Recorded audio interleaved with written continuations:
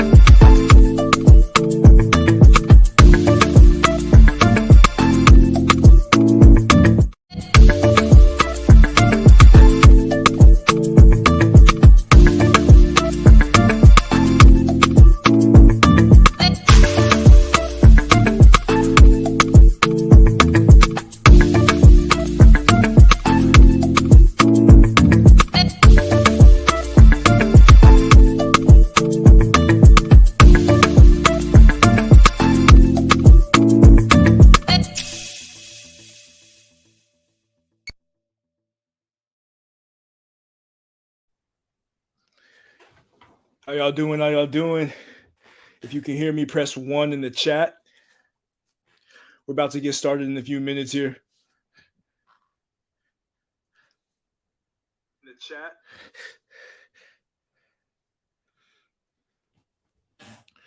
Nice was good, Trigger Happy. We're about to discuss Garveyism today. As you all may know, some of you may know who are subscribed to the channel. I just recently posted a video about the anti-capitalist elements of Garveyism. And it's quite interesting because I got some interesting responses from the audience about Garveyism, some who agreed, some who disagreed. And I thought I would take this time just to share some quotes from Garvey about economics that most people aren't really aware of. So, if you're familiar with Garvey, if you're familiar with Garveyism, give me a 1 in the chat. I just want to see who's out there.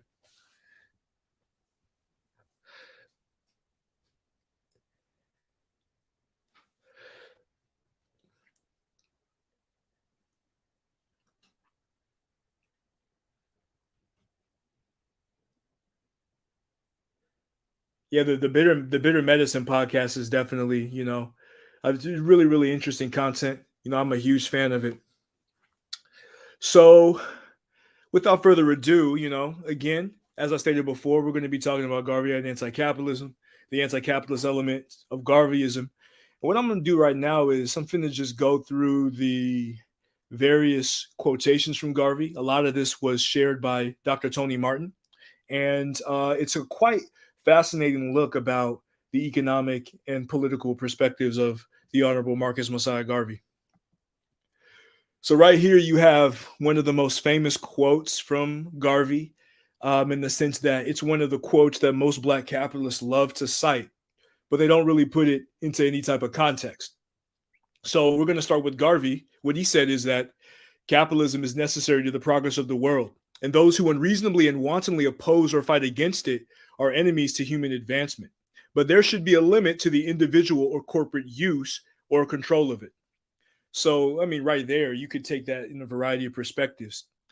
He states that those who unreasonably and wantonly oppose or fight it are enemies of human advancement, but there should be limits. And those limits in our common parlance would be regulations, right? Now, if we go to Marx says that capitalism is a fundamental component of human development. Capitalist production, therefore, develops technology and the combining together of various processes into a social whole only by sapping the original sources of all wealth, the soil and the laborer. So these are very, very similar perspectives in the sense that both men viewed capitalism as part of the process of human development, but they believed in, limiting it to a degree or, maintaining certain elements of it in order to use for further technological advancement. Now, if we move forward, if we look at the perspective of modern wars, this is very, very, very important because when you look at Garvey's quotes on capital, a lot of his sentiments mirror what Marx and Lenin thought about capital, in the sense that Garvey recognized that capitalism was a reality, but he didn't want to limit himself within the capitalist economy. He saw capitalism in surplus from a scientific perspective, and he wanted to use it for the benefit of a liberated African nation state or a liberated African world. So Garvey states that modern worlds are generally the outgrowth of dissatisfied capitalistic interest, either among foreign or strange peoples or nations. Men like Morgan, Rockefeller, Firestone, Doheny, Sinclair, and Gary should not be allowed to entangle the nation in foreign disputes leading to war for the sake of satisfying their personal, individual, or corporate selfishness and greed for more wealth at the expense of the innocent masses of both countries. So that's about as anti-capitalist as you can get. Here, Garvey is blaming capitalist interest for starting wars. He's basically saying all wars are essentially for-profit wars. And that's something that most people, most politicians understand after the wars in Iraq and Afghanistan. So Lenin says imperialism is the product of highly developed industrial capitalism. It consists in the striving of every industrial capitalist nation to bring under its control or to annex all large areas of agrarian territory, irrespective of what nations inhabit it. See, this is important because, look, they have the same perspective in the sense that uncontrolled capitalism is going to lead to imperialism, right? So some of the most famous quotes that Garvey is given, which were rhetorical nods to capitalism. And if you remember my video, I spoke about this, his situation in the early 20s where, he lost his father, survived an assassination attempt, and had divorced his wife. Can everybody hear me? What's good, Cujo? What's good, Cujo? Yeah, so is everything cool? Let me know in the comments if y'all can hear me.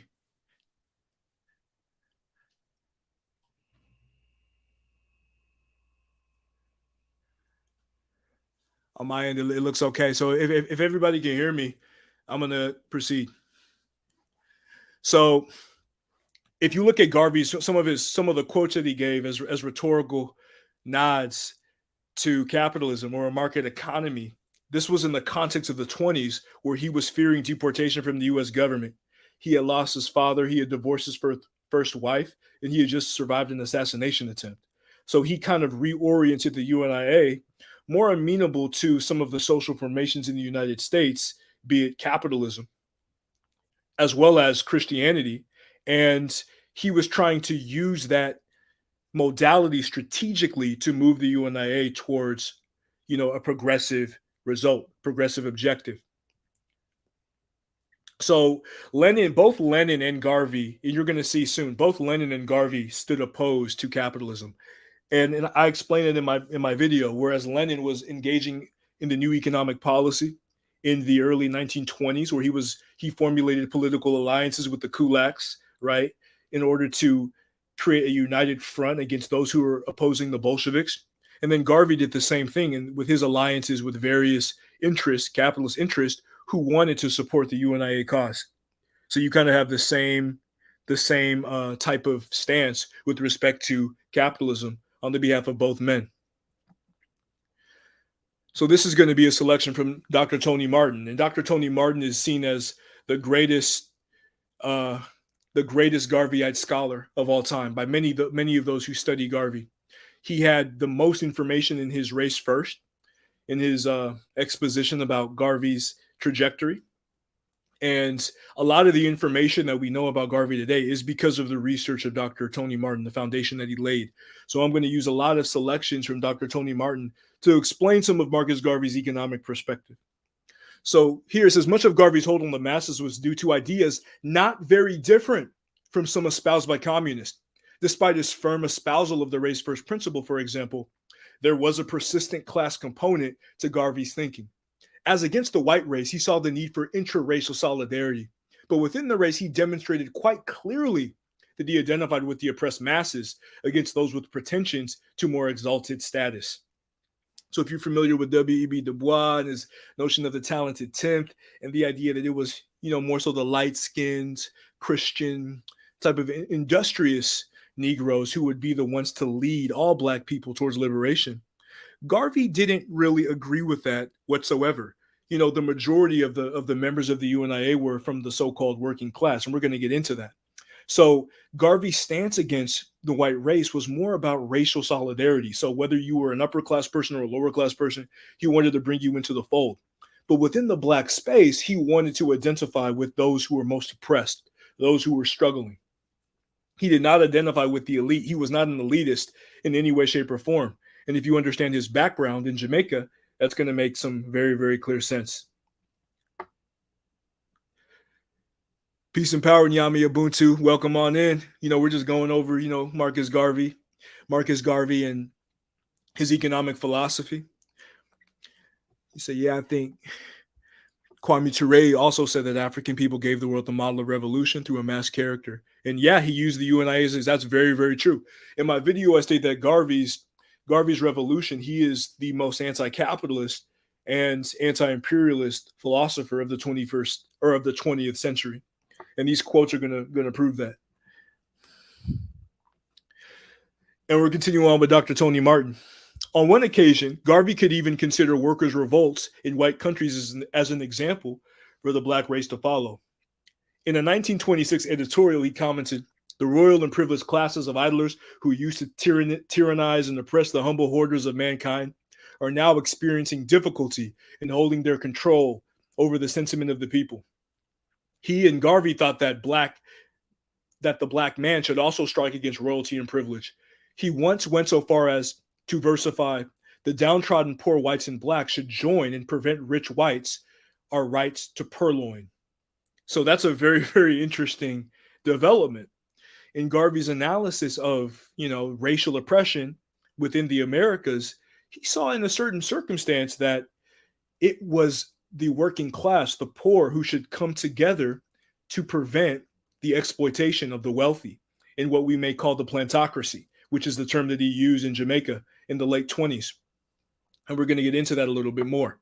So here, as you can see, he saw workers' revolts in white countries as an example to follow, right? This doesn't seem like a capitalist to me. Now we're moving on to Trotsky's.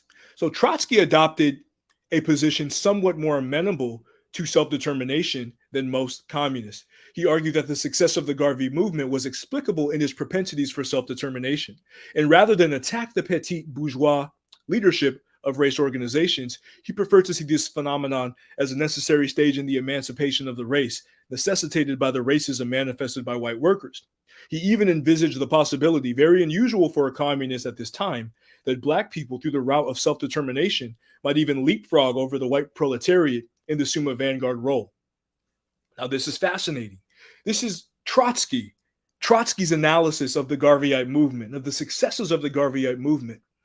And Trotsky saw that there was revolutionary potential in the opposition of black people to racism, and there was the ability of that opposition to racism to formulate a vanguard in the movement against imperialism. So Trotsky believed that through his analysis of Garveyism, that African people could use that revolutionary potential to finally defeat imperialism, something that he was uncertain of the white proletariat would be able to do in comparison to the Africans, to the Garveyites, to the UNIA-ACL.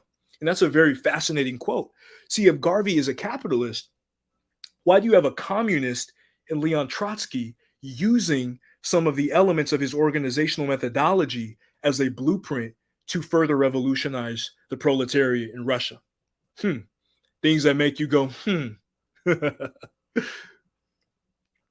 So the class appeal of Garvey's propaganda was recognized by a State Department official who considered it more dangerous than communism. The U.S. State Department considered Garveyism as more dangerous than communism. This official wrote in 1921, though he is certainly not an intellectual, his particular propaganda and agitation is considered dangerous, in that it will find a more fertile field of class divergence than Bolshevism would be likely to find in the United States. So this official was saying that by Garvey galvanizing black workers, it would find a more fertile field of class divergence than the Bolsheviks of Russia, right? And there's even an FBI official who referred to the Garveyites as black Bolsheviks because of the similarities in terms of revolutionary activity in comparison to communists on an international level. And yeah, that's right. Tony Martin's research is very, very valuable in the sense that he exposes a lot of these connections, and he exposes those scholars who want to pin Garvey into a black capitalist, label or a black socialist label. It just doesn't work when you analyze the perspective. And in my video, I broke down how Garveyism is more accurately defined as radical revolutionary anti-racism, right? That's it, and more so if you were talking about political science, it would be a third way philosophy as opposed to a mainstream right-wing or left-wing philosophy. Garvey was all about the black wing. He was all about the African wing. And it's really important that we articulate this. So Lenin, in a speech at the Second Communist International, referred to African Americans not as a population, but as a national minority denied equal rights and the possibility of having the right to secede. The fact that he took such a position concerning Afro-Americans is not surprising, since he had for some time leaned in this direction in regard to national minorities in the Soviet Union. This may well explain why Garvey could maintain an admiration for Lenin while simultaneously fighting American communists. Lenin followed up these themes with advice to his American comrades on the urgency for the need for propaganda and organizational work among Afro-Americans. So Garvey's movement, the UNIA movement within the United States, showed Lenin, through his analysis of the Garveyite provisional government in the UNIA ACL, that Afro-Americans had the ability of national independence. They had the ability to secede from the racial genocidal system of the United States during Jim Crow. So if you're familiar with the Black Belt idea and the idea of African Americans within North America having an independent country, that is rooted within the relationship between Marcus Garvey and the Soviet Union, particularly Lenin.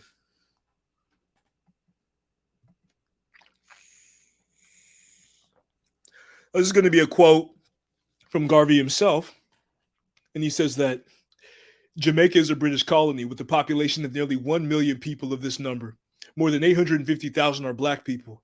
There are 15,000 white, and the rest are offsprings of white and black colored people. In this population, there is a social arrangement whereby all positions of influence are held by a minority class. The bulk of the black people are kept in conditions bordering serfdom. They are made up generally of the laboring class, who receive but a pittance of a wage, ranging from 6 pence for women a day to 9 pence, and for men 1 shilling a day to 2 shillings. Because of this low scale of wages among the people, crime is rife. Our poorhouses are filled. In the midst of the distress of the black minority, we have a prosperous white minority.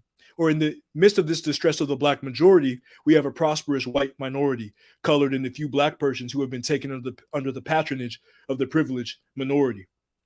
So again, this is interesting because you see Garvey in his analysis of Jamaica and British colonialism in Jamaica using an anti-capitalist analysis with respect to wages to show how the suppression of wages on the behalf of a white minority is the root of the oppression and the crime and the poverty within Jamaican society. This is a very, very interesting point.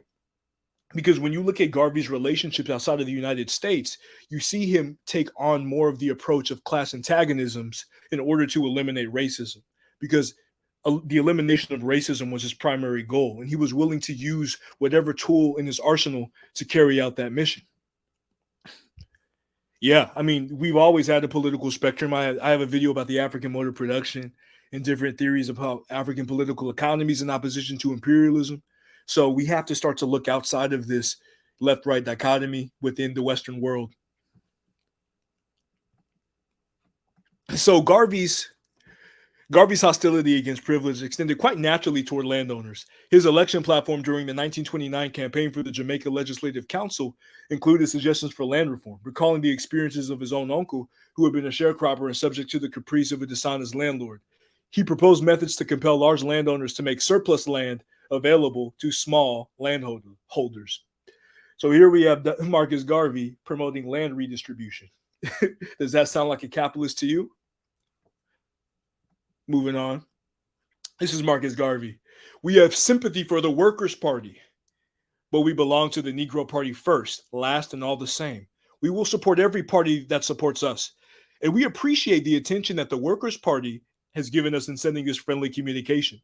But the communists have a long time ahead of them before they can do anything for themselves in this country.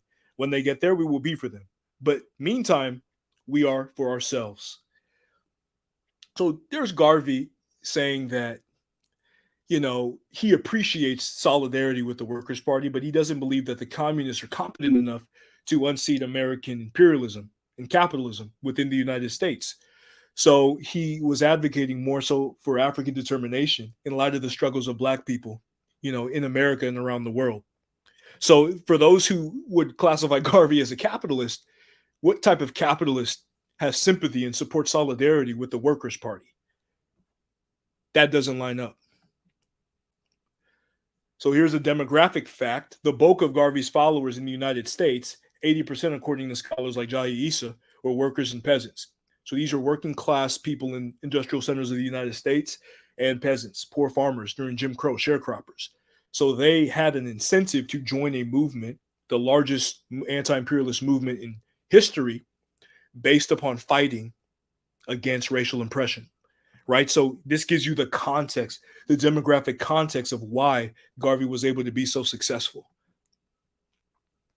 So Garvey's sentiment for the masses was an intolerance of privilege, not too different from that of communists.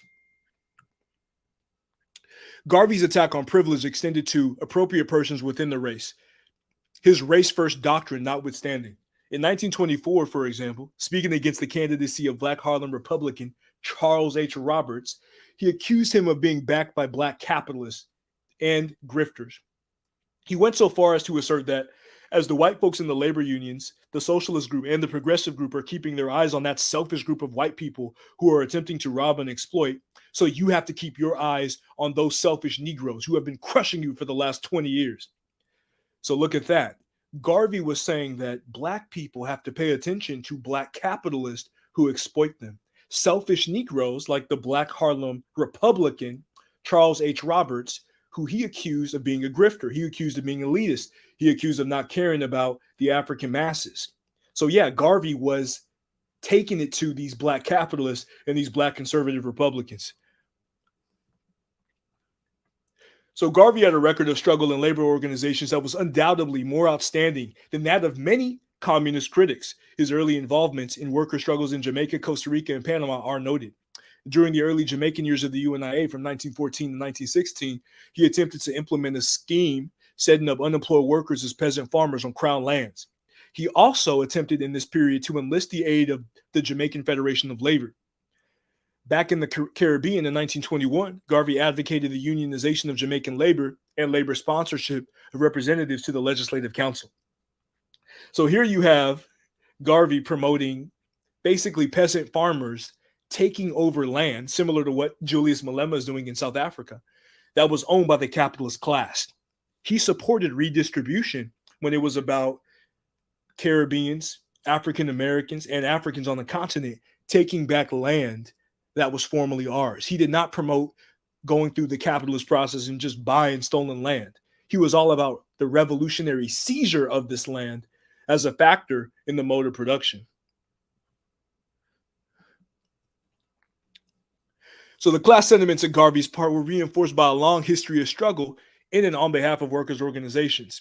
Communists and others who knew him only in the American context believed that his hostility towards white American labor unions was indicative of a general hostility towards workers' organizations. Yet in his hostility to the racist practices of the American Federation of Labor, Garvey was acting no different from practically all Afro-American leaders and indeed the communists themselves. When he differed from them and expressed what they considered heresy was in his advice to the Black working man in America that he should have no conjunction in playing on the capitalist greed by underselling the white worker and thereby obtaining employment. It seems strange and a paradox, but the only convenient friend the Negro worker has in America at the present time is the white capitalist. This position, however, was strictly in relation to the peculiar situation induced in America by racist labor unions. So as you can see, Garvey was speaking in jest when he says that it's kind of a paradox. It's strange that Black workers, their main ally is white capitalists. It's very, very, very strange. But at the same time, if you understand the history of unions in America and the fact that after slavery, most of these skilled labor jobs were held by Black folks, and these white unions wanted jobs for the white worker, that's why unions were formulated, to help white workers. So they didn't allow Black workers. You actually had products that said made by white men. So with that stated, Garvey didn't believe in an alliance with racist labor unions. He wanted Black people to organize and galvanize on their own for their own liberation paradigm.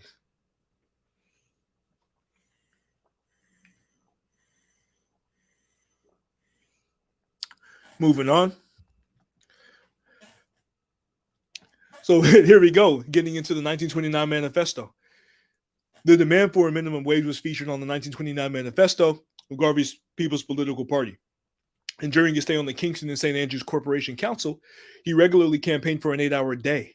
Out of this and allied activity included a delegation to the governor and a petition to a visiting Imperial Sugar Commission, emerged his Jamaican Workers and Laborers Association, conceptualized as a body which would pave the way for unions, rather than itself being a union.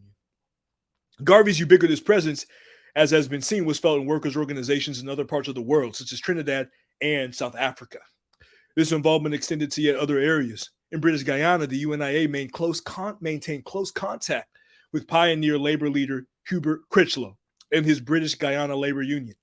A similar link between the UNIA and worker struggles were reported in Barbados and the United States Virgin Islands. Indeed, it has been said by one active in the movement that the most of the important working class leaders who emerged onto the political scene in the 1930s in the West Indies had been influenced by involvement to a lesser or greater degree in the Garvey movement.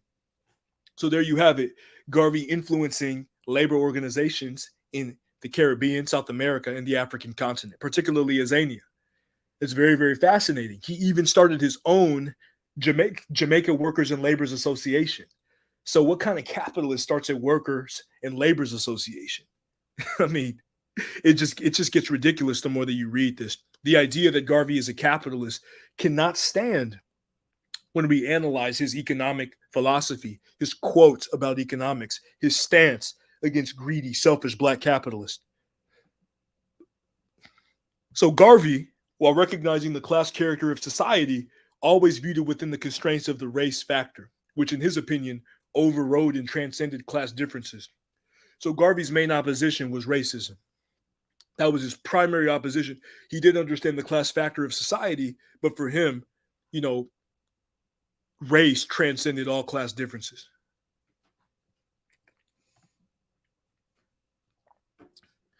So when Garvey, therefore, the communists were faced with an adversary whose knowledge of the black working class, both from the standpoint of the UNIA and the standpoint of laborers' unions, was very extensive.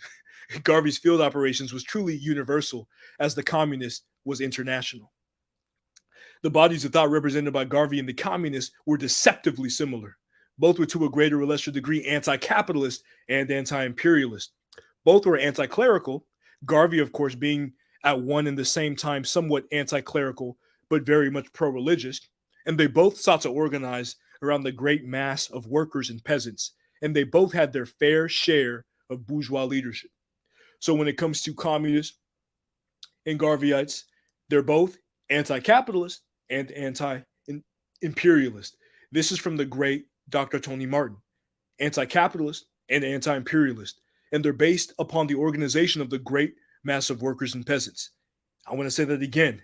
According to Dr. Tony Martin, Garveyism and the Garveyites are anti-capitalist, anti-capitalist, anti-capitalist, and anti-imperialist. So Garvey's attitude towards communism was complex. Though resisting the crude advances of the African Blood Brotherhood and the Workers' Party, his writings and speeches nevertheless often interspersed with non-hostile and even favorable references to communism. His publications also frequently carried news of anti-imperialist nature from communist sources, even sources actively hostile to Garvey, such as Cyril Briggs' Crusader News Service and the Negro Worker, and they were utilized for news items. Negro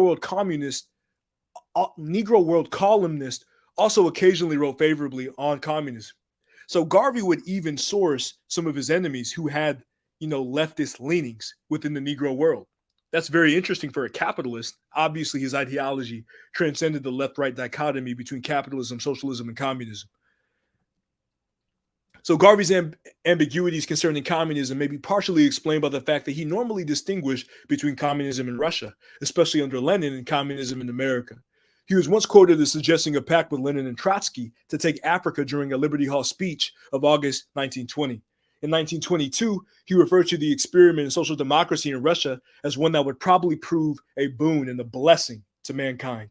He called the Bolshevik Revolution, Garvey did in 1922, a blessing for humanity. Garvey called the 1922 experiment in social democracy in Russia as one that would probably prove a boon and a blessing to mankind. That doesn't sound like a capitalist. A capitalist wouldn't consider Bolshevism in Russia as a blessing to mankind. So European, North American, and Latin American governments often consider Garvey a communist. The fact that this was a period when radicalism was often equated with Bolshevism in official minds doubtless exaggerated this tendency. Garvey, of course, did not hesitate to classify himself as a radical. They talk about Garvey being a radical. and this is Garvey speaking, by the way. They talk about Garvey being a radical. How can a Negro be conservative? What has he to conserve? What have you but pain, suffering, and hardship? It is time for the Negro to be radical and let the world know what he wants. Here you have Garvey saying, what do you have to conserve? So Trigger made a point earlier about reforming capitalism. Here Garvey saying, what do you have to conserve? What exactly you got to conserve? You ain't got the capital, you ain't got the market economy to conserve. He says it's time for the Negro to be radical and let the world know what he wants. This goes back to what I was saying before. Garveyism is properly conceptualized as radical revolutionary anti-racism. Anti-racism is the primary goal of Marcus Garvey. So Garvey's disapproval of unrestrained capitalism extended to the nascent upper crust of his own race. Like Frantz Fanon 3 decades later, he thought that this class among the black race was more destructive than similarly circumstanced persons among the white race and other races. For while white millionaires endowed charitable foundations and otherwise displayed some progressive characteristics, rich black persons tended to be more parasitical and destructive to their own race. Garvey in 1924 expressed this idea. We have not only to fight the white capitalist, but we also have to fight the capitalist Negro.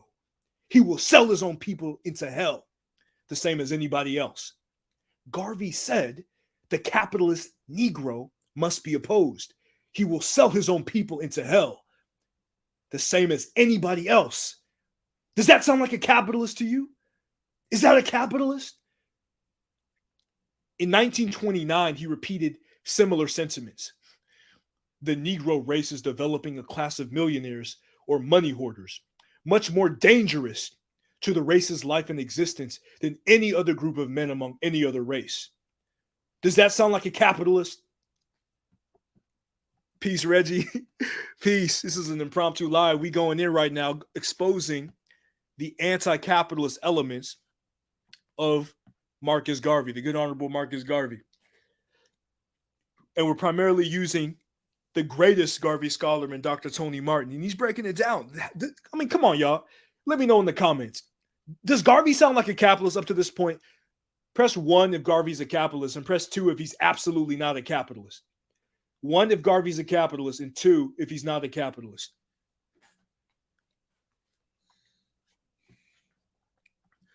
Yeah, I got to let him know. I mean, you know I got to let him know.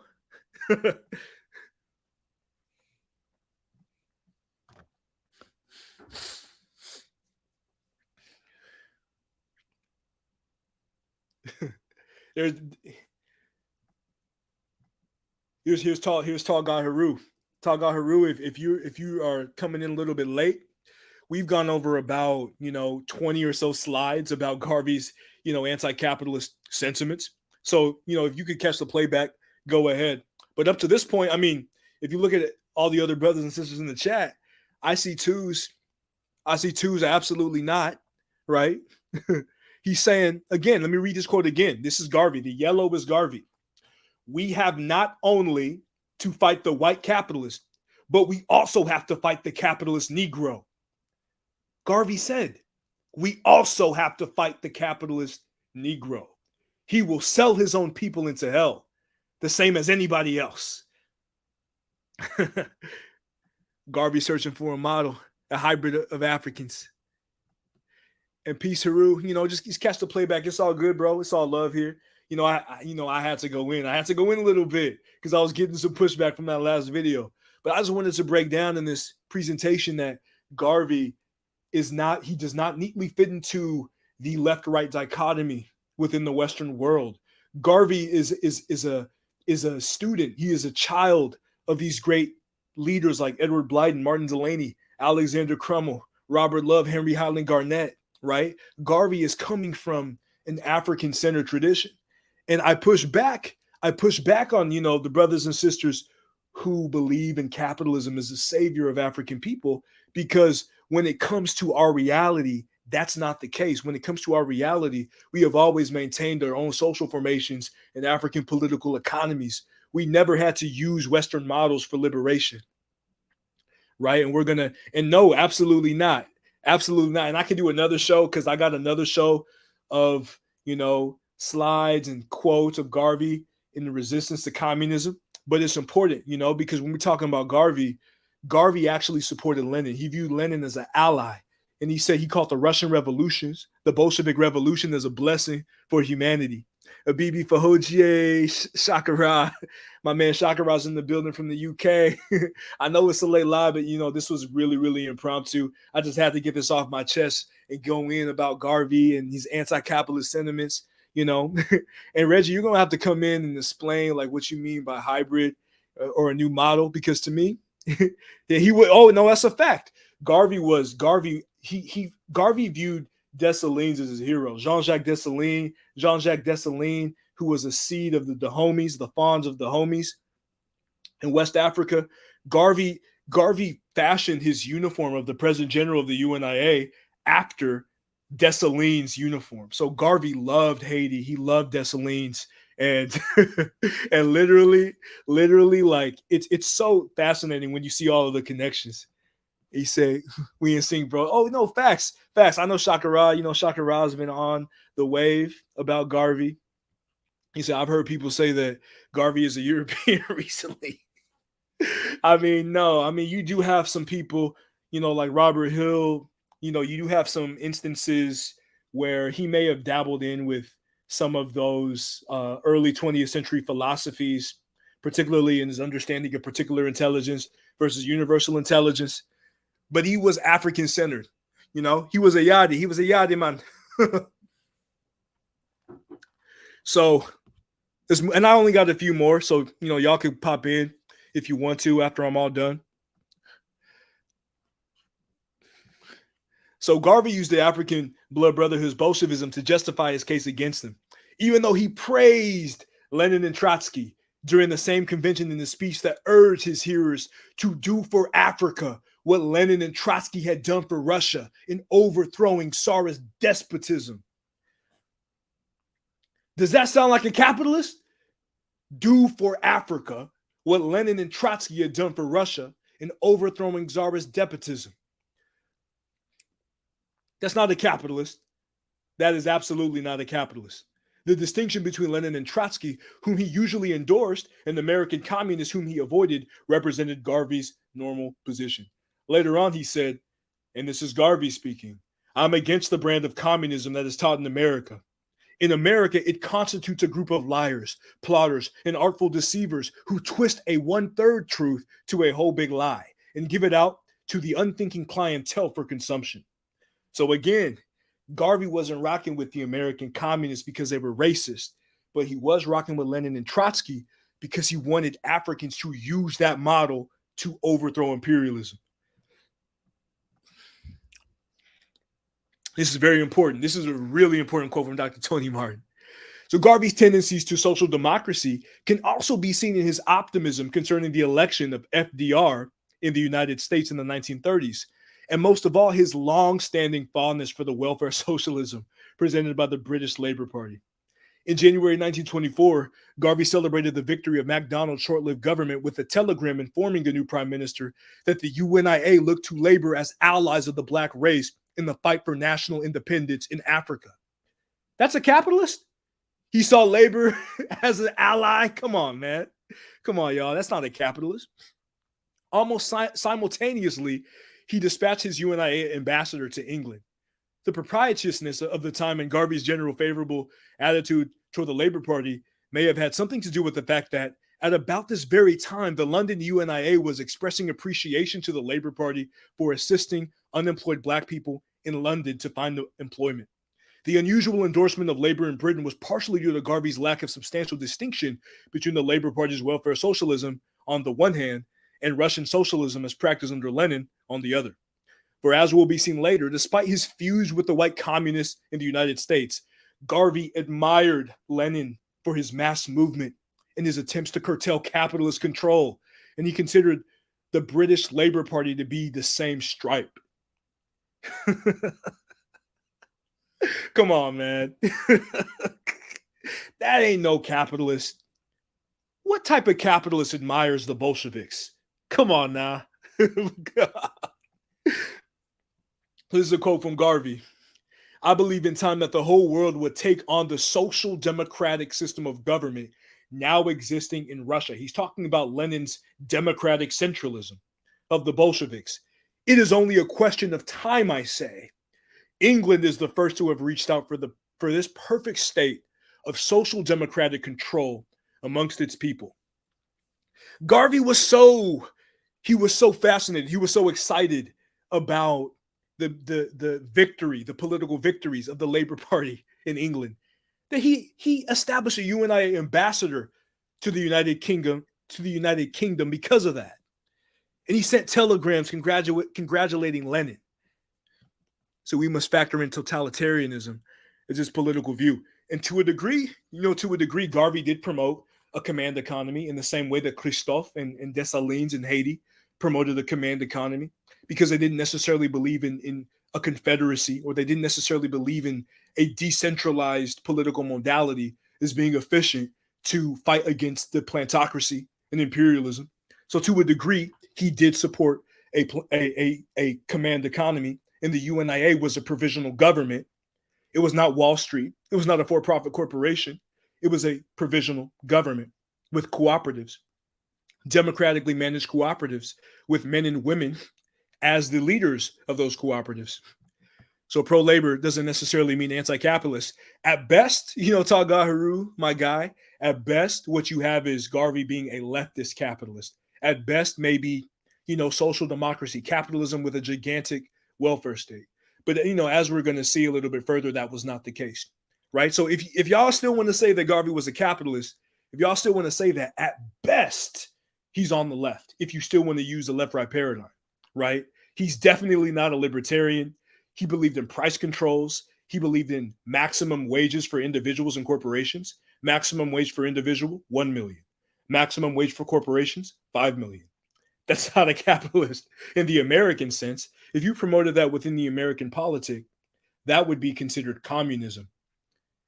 Any type of price controls, all y'all who watch CNBC and Fox News, any type of price controls would be considered communist. So this is Marcus Garvey.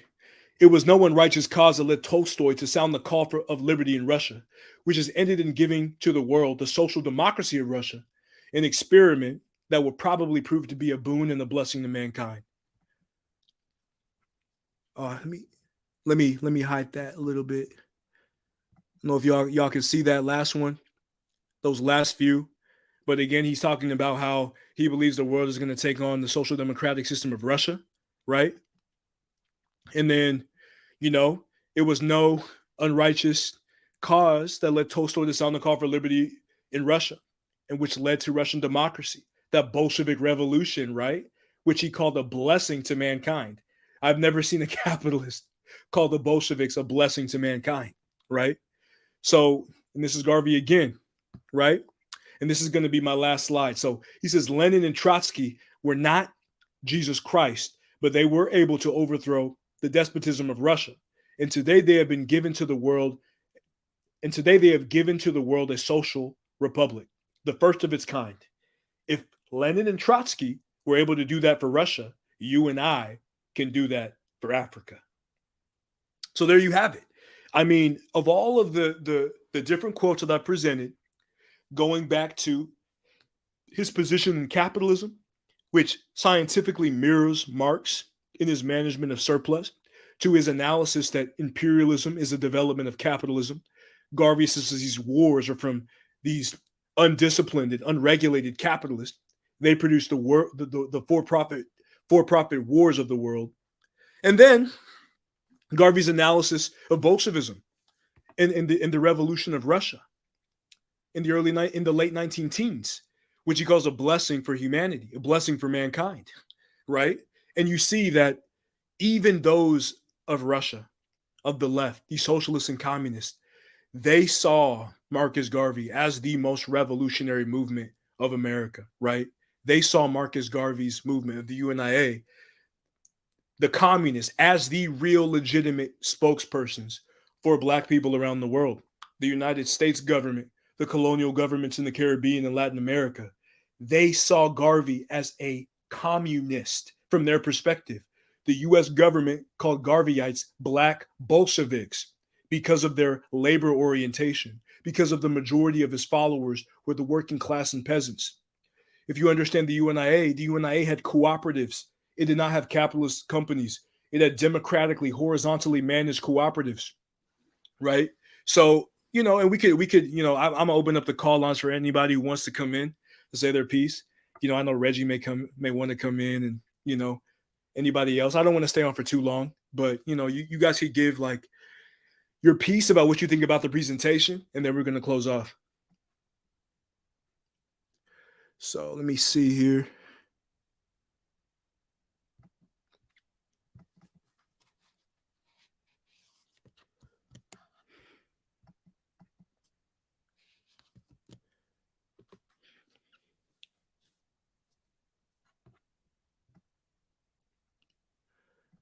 I posted a link for anybody who wants to come on in.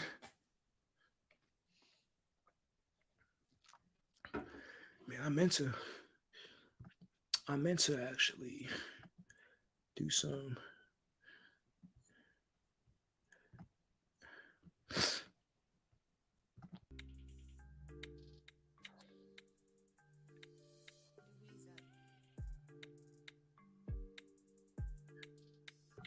I meant to have music in the background while I was going in, but it's my second time doing live, so I don't have anything worked out. But anybody who wants to come in and chop it up, feel free.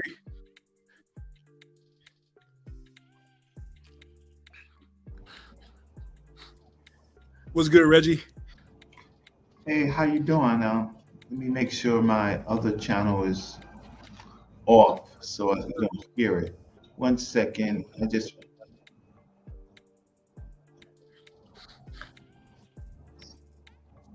Okay, great. So I had to turn it down. Okay. So what was your pushback that made you want to go in? Because I didn't hear the very beginning of it. Well, the pushback was I posted a video about Garveyism being anti-capitalist, and a lot of people, brother Tall Guy Haru in the comments, he was one of them, and a few other people were saying no, Garveyism is black capitalism. Garveyism is the same as black capitalism. So let me let Tall Guy Haru in. So when I broke that down, to me it seems quite odd that a black capitalist would say that the Negro capitalist, like we have to oppose the Negro capitalist just as much as we have to oppose the white capitalist. To me, that's interesting. So my knowledge of Garvey's economic philosophy, not necessarily being limited to the left-right paradigm, but being more so third way, was kind of why I wanted to go in on this live. And I mean, this is not all of it. This is not all of the quotes. Rupert Lewis does an extensive analysis. I mean, even if you look at Garvey's students within Africa, Nkrumah, Lumumba, Najoma, Sobukwe, people who were influenced by the UNIA and who did their own things as well, they did not necessarily have a capitalist stance in opposition to imperialism. They were more so about self-determination. And even some of them had, some Marxist influence as well, a little bit as well. So that's kind of why, I wanted to do that, just to kind of set the record straight about, black capitalism, communism, and Pan-Africanism, Afrocentricity, all of these different topics. I just wanted to present some of my information. Yeah, well, I would like to hear what Tall Guy Haru has to say before I actually make my comments on that, whether he was a black capitalist. So I need some more information about exactly what he meant by that. I could agree or disagree, or finally divide. So peace, yeah, peace. Yeah, big respect to Camdiverse and Saba Reggie. This is definitely somewhere I disagree on, but just for the record, I did not say Garveyism equal capitalism. That might have been somebody else, but that wasn't really my statement. My take is more that none of this stuff is really pure capitalism, and you can say Garvey almost. I mean, you showed some things that I wouldn't say that he was anti communist or anti-socialist based on some of the information that you presented. But he was very much pro-business. I don't see how what he was practicing wasn't capitalism, other than the fact that it was just a more responsible form of capitalism than the United States necessarily practices. And just because something is capitalistic doesn't mean it has to possess all the qualities or defects that the United States and Europe practices. Yeah, I can agree. Well, I mean, I would say that, like a lot of times when I'm having these conversations with Black capitalists, they mention money, commerce, business, and most, social formations, modes of production. You had capital and currency and feudalism. You had it in the slave mode of production of Greece and Rome. So these are more so universal things. Even in socialism would more so be connected to cooperatives. So even in socialism, you have a business, so to speak, with currency and commerce and trade, right? All throughout the mode of production. So, I mean, just because Garvey had a modality of business, which I think, even Shaka Rao could agree was not vertically managed like a capitalist for-profit corporation. It was more so horizontally managed as a cooperative. I mean, to me, it would more so be logical to state that if you wanted to use modern political science definitions, it's third way, right? It's radical and revolutionary. And it's a business from the context of liberating African people, as opposed to the context of let me make money and, have some surplus to save or invest, et cetera, et cetera. That's a reality within the economy, but what's the political objective? That's the bigger question. Yeah. I agree. That is a bigger question. But what is the end game? Like, it seems to me, even from what you said, Marcus Garvey was creating basically millionaires. You know what I mean? And they had a cap on how much personal income, according to your information, how much personal income they could keep to $1 million, which is an exorbitant amount of money in today's dollars, right? So it seems to me like he was still creating millionaires, still creating wealth for people. And you can do that and still be pro-labor at the same time. You know what I'm saying? It's just doesn't have to be the same extreme greed. The whole stock market system is based on being beholden to the shareholders with no responsibility to anything other than that. And that's the sole purpose, defined as a corporation. But we don't necessarily have to practice that in order to engage in capitalism, is all I'm saying. I think it just might be a matter of what our definitions of capitalism is. But I'm definitely pro-business, and I know Brother Garvey was the epitome of pro-business activity. Yeah, I think everybody here is pro-business. Let me let Reggie go in, and then Shaka Raka go in after that. Well, if we study the period that Garvey arose out of and what Garvey had in his mind, again, he was somewhat of a student of the Haitian Revolution, or at least he made those concepts, those people in that concept as heroes. To say that he was a capitalist meant that he doesn't know too much about Africa. So that's why I would push back on that, because Africa at the time of Garvey was most of Africa was still colonialized, right? So there would be no how can I say extension to Africa for capitalism. His other models are, of course, Booker T. Washington and Du Bois. And I think that he was trying to be a fast student. He had his own ideas, but he's a culmination of other ideas. To understand where Africa was at that time period, you're not going to be producing millionaires in Africa in the 1930s and 40s. You're not 20s, 30s, and 40s. You're just not doing that, right? So, because then there would be a reliance on whose capital. Africa has always been had divided currencies and colonial currencies. So this whole thing about who Garvey was, a lot of us, what we do is we expand on the current ideas. Even America wasn't. How can I say it wasn't the capitalist country uh, that it became after World War II. World War II was a deciding factor for America's uh, uh, power. And then when America was able to get the petrodollar, that was far later. And then and having the petrodollar made America the capitalist country of the planet. Everybody else was just babies. So Garvey was a man of ideas, of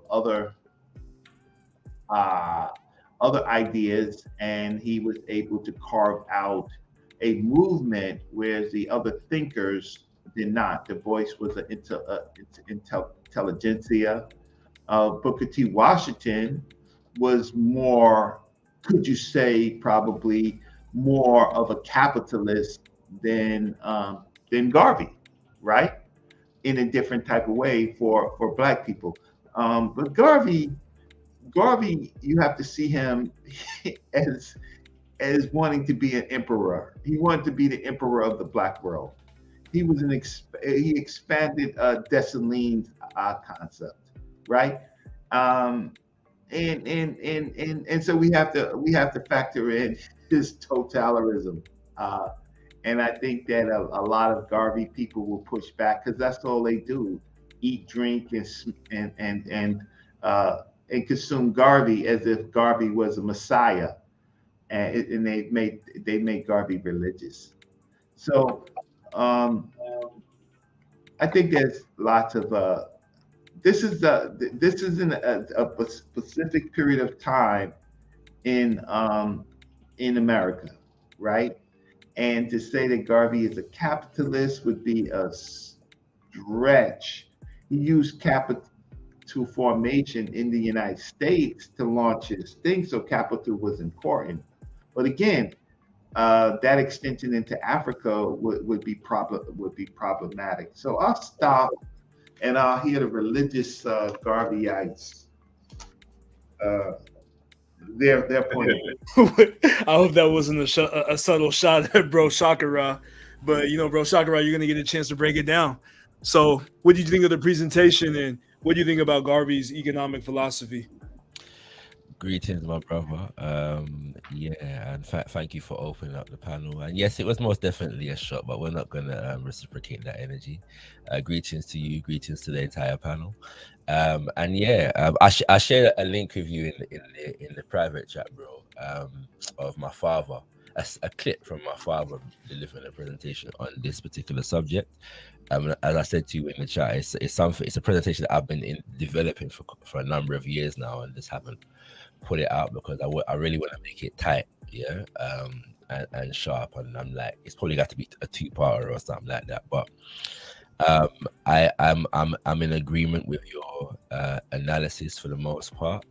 I think that there's always been this topic, because from that time until now, socialists and communists of certain inclinations have been very anti-Garvey, but at the same time, I'm seeing now in the last few years a rise in people who are very hyper-capitalist, trying to claim Garveyism as their economic philosophy. And part of the reason for that is because a lot of said people tend to reduce the UNIA-ACL's economic program to business, and commerce.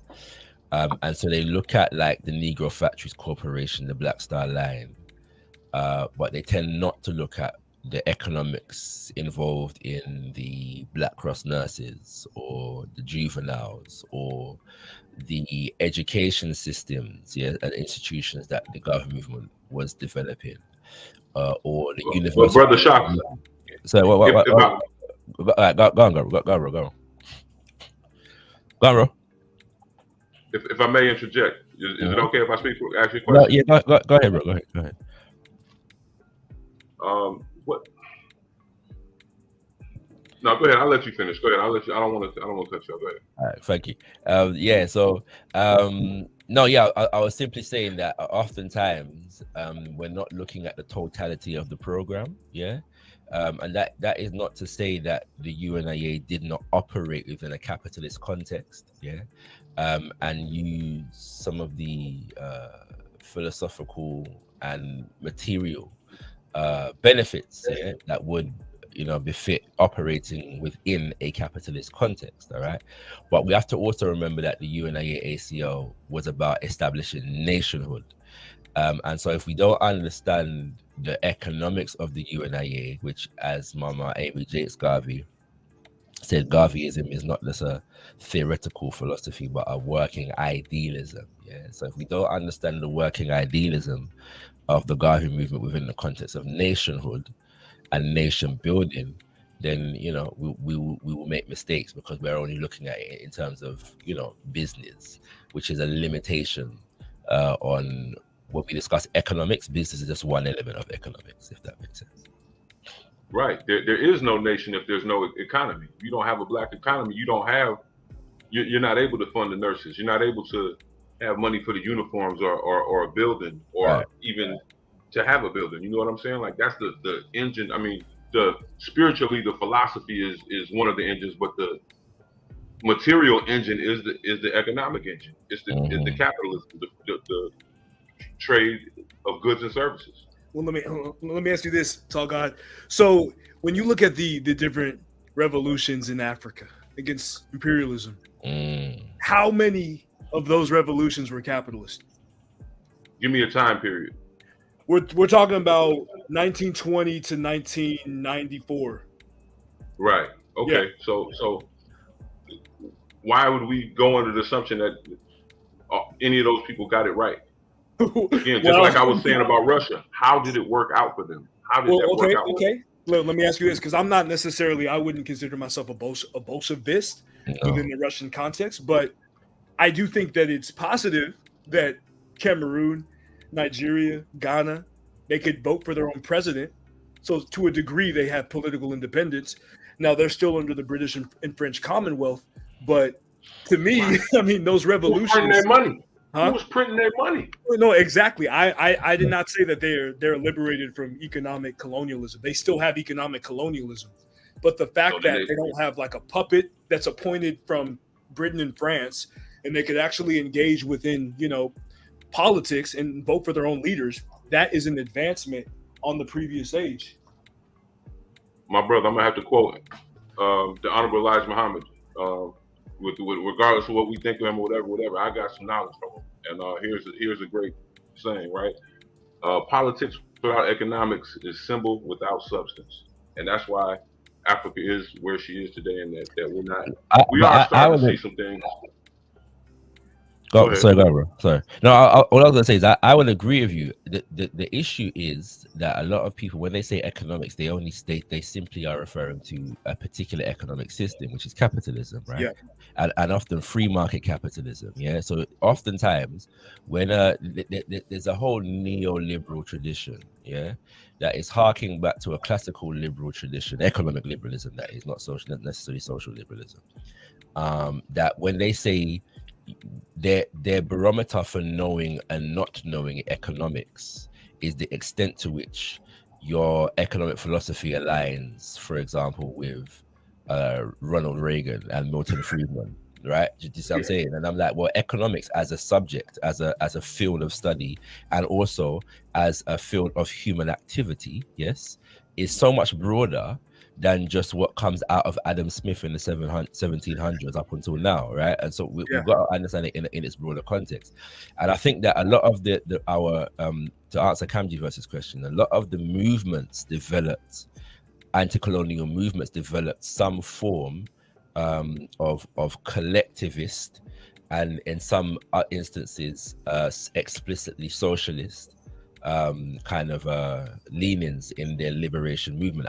I would argue that most of the countries in Africa and the Caribbean, for that matter, when they became independent, we're firmly in the capitalist. Yeah.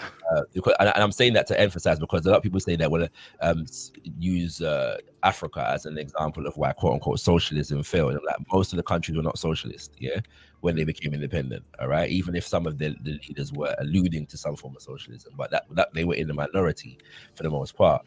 So yeah, and I'm not an advocate of Marxism or socialism or anything like that. It's just simply understanding that the Cold War type rhetoric needs to stay firmly within its European context and not be superimposed and imported into the African liberation fight.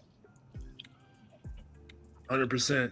I agree with that. And I only mention that to say that, because usually we don't want to separate politics with economics. That's why I like to use the term political economy, because it's a more accurate term. Right. And we've always had, like, even if you look at the African mode of production, I got a video about that on my channel. That's a beautiful video, my brother. It's a thank beautiful you so much. And I know that, Saber Reggie could speak about the Manefa revolution of the Sixth Dynasty when they overthrew the elite. And that's kind of where we originate mathematical modeling of economics, according to Sheikh Anta Diop, right? We've always had, like, the majority of the history of the African world and the history of humanity, we had our own communalist economic structures.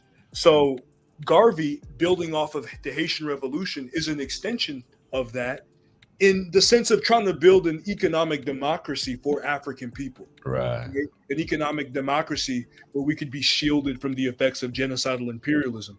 So the reason for me why it's important to distinguish Garveyism as separate is because the questions that Garveyism asks and the answers are totally different than a capitalist and a communist, right? And it's not even to say, because I do understand, what Reggie is speaking about when he speaks about the worship, right?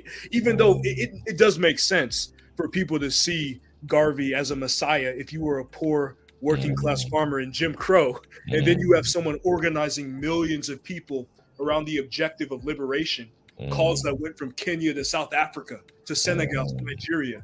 That's a pretty big deal in the 1920s and teens. But we can't use, because obviously in the sense of Lumumba, Nkrumah, and Nkrumah, right? Owanji, these are evolved forms. Like they didn't exist within the same chronological context of Garvey. They had a different reality. So we want to be scientific with our approach, right? And in my video, I mentioned scientific Garveyism. We want to be scientific in our approach and understand some of the limitations of Garvey, some of the mistakes that he made, 100. And some of his rivals who did make great points and who contributed, like Dubois and his contribution to the Manchester conference, Pan-African Conference Congress in 45, right? Don't mention that, because they're not interested in that. I'm interested in that. They're more interested in, see, here's the thing. How can I say? Anytime that you want to, anytime there's a show on Garvey, right?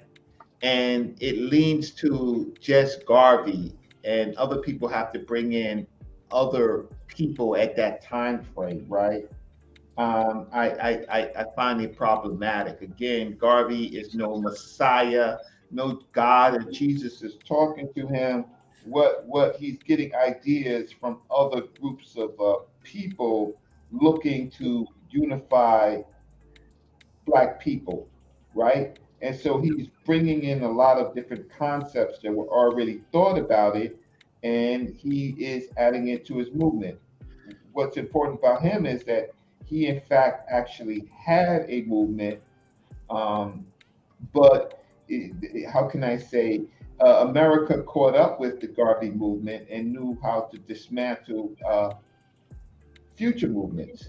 But his plan for Africa, to me, was lip service.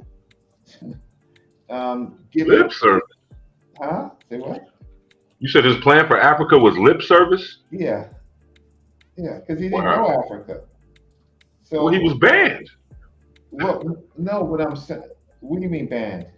He was banned from entering into many African countries, including Liberia. I'm Well, almost no, sure. let me ask Reggie this question because I think this is an important point.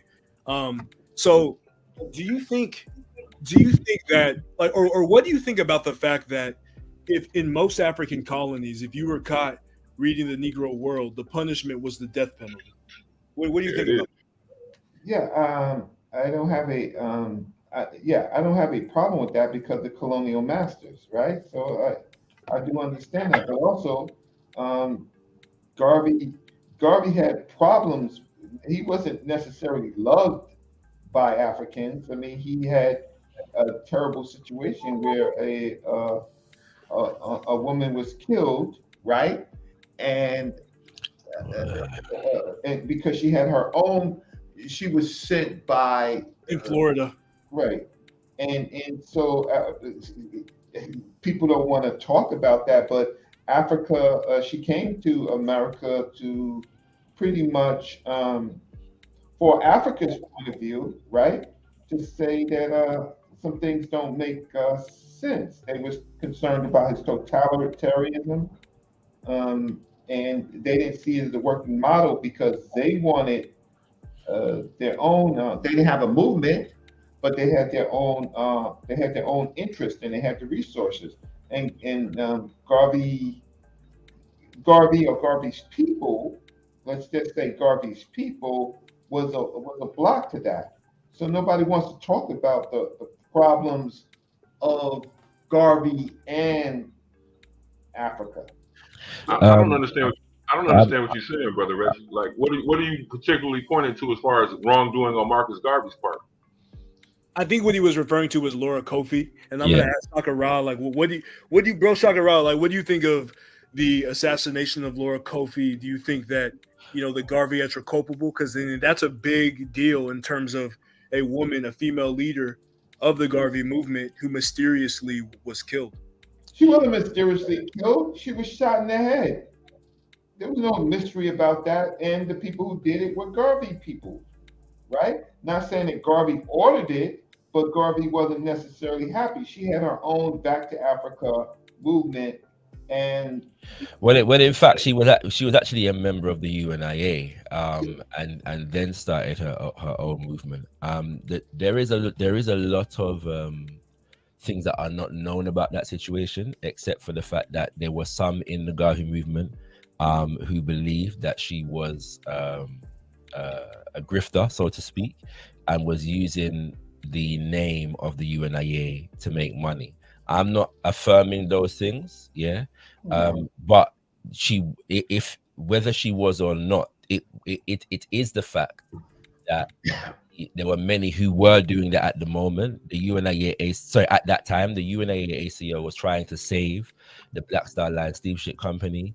At the time, Marcus Mosiah Garvey was in jail, and there were a lot of people that were trying to fleece the organization and the people at large. I would say that what happened with Mama Laura Coffey was entirely unfortunate, and I think largely unnecessary from the information that I have as it stands right now. And it just represents some of the challenges that we have when we're organizing as African people, and how situations can be inflamed, in very tense circumstances. And I think that is what we have to learn from. I'm not sure of the relevance of that situation to this particular conversation, although I do appreciate oh yeah, well the relevance. Sorry, let me finish. But the idea that situation is somehow representative of Papa Garvey's and the UNIA's relationship with Africans on the continent, I think is an analysis that leaves a lot to be desired, based upon the fact that there was no organization that had more of a presence on the continent. Okay, there were branches of the UNIA ACO, and the influence of the UNIA ACO can be felt north, south, east, and west as far as the continent of Africa was concerned. And there are records, which is incidentally the reason why the Negro World newspaper was banned. Not only are there records of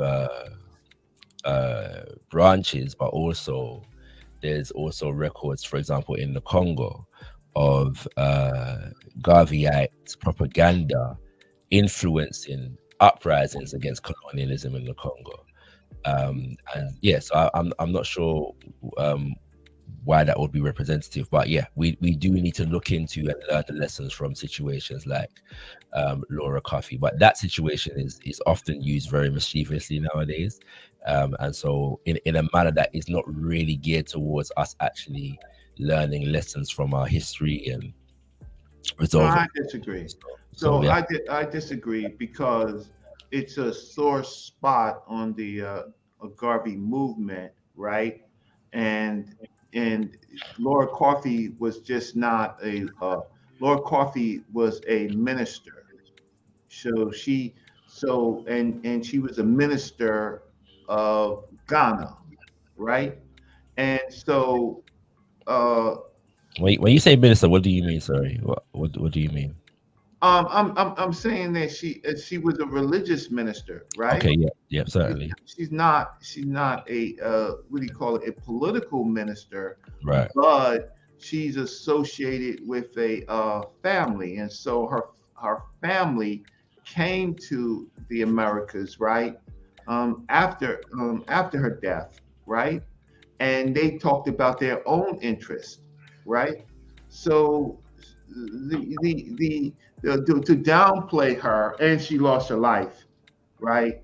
Is really it's just kind of problematic. It's just problematic. Garvey had a great movement. It was a great exercise of Pan-Africanism. I'm not downplaying that, but I'm also saying that how a man who does not know Africa, right? Who does not know Africa is artificial, well, I say religiously promoted as if he could speak uh, to speak of all parts of a place. He knew Africa as a place. He had never been there, doesn't know its problems, its politics, uh, none of that stuff. And that's one of the problems of that particular period. We didn't but many people, for example, who joined the Garvey movement, these were Africans with close, distant past of where they came from, and they simply wanted to go back, and that was one of the that's why they joined the movement, to go back. They wanted to go home. There was no real other way for them to go home. And Laura Kofi, Adoka Kofi, she also had a Back to Africa movement, right? Um, so, but that's a little different. I agree with all the goals of Marcus Garvey, right? But the fact of the matter is, Africans had their own interest, and I think that that problem of us in Americas or the diaspora speaking to Africa's concerns, um, that was a continued problem from Liberia, and then the AU, the Organization the Organization of African Unity, forced them. They decided not to include us in the AU also. So these are all these different factors, because there's the differences of what Africa feels that its needs were versus what Marcus Garvey felt what were the needs. That's natural, though. Don't you think that's a natural growing Progression in pain every of movement. Yeah, most definitely. I Yeah, reconnection? it's right, it's going to be natural in every movement that there's going to be agreements and right. But I'm disagreements and just so on and so pointing it. forth. I'm But I'm just not sure. pointing it out for Yeah, the that's fine. conversation. Yeah, I hear you, my brother. First and foremost, all praise is due to Mama Laura Coffey for the work that she did on behalf of our people. There is a lot of confusion about her life, and exactly what she was doing and stood for. Sometimes even her place of birth is disputed, right? But I personally believe that the evidence against her in terms of Well, I haven't seen a whole lot of convincing evidence against her in terms of the charges that were Right. levied against We're her. talking about something we don't have conclusive evidence on. This is what I'm saying, right? So I don't. sorry, one second. I'm simply saying basically that it seems to me that whatever the situation was, that situation could have and should have been handled differently.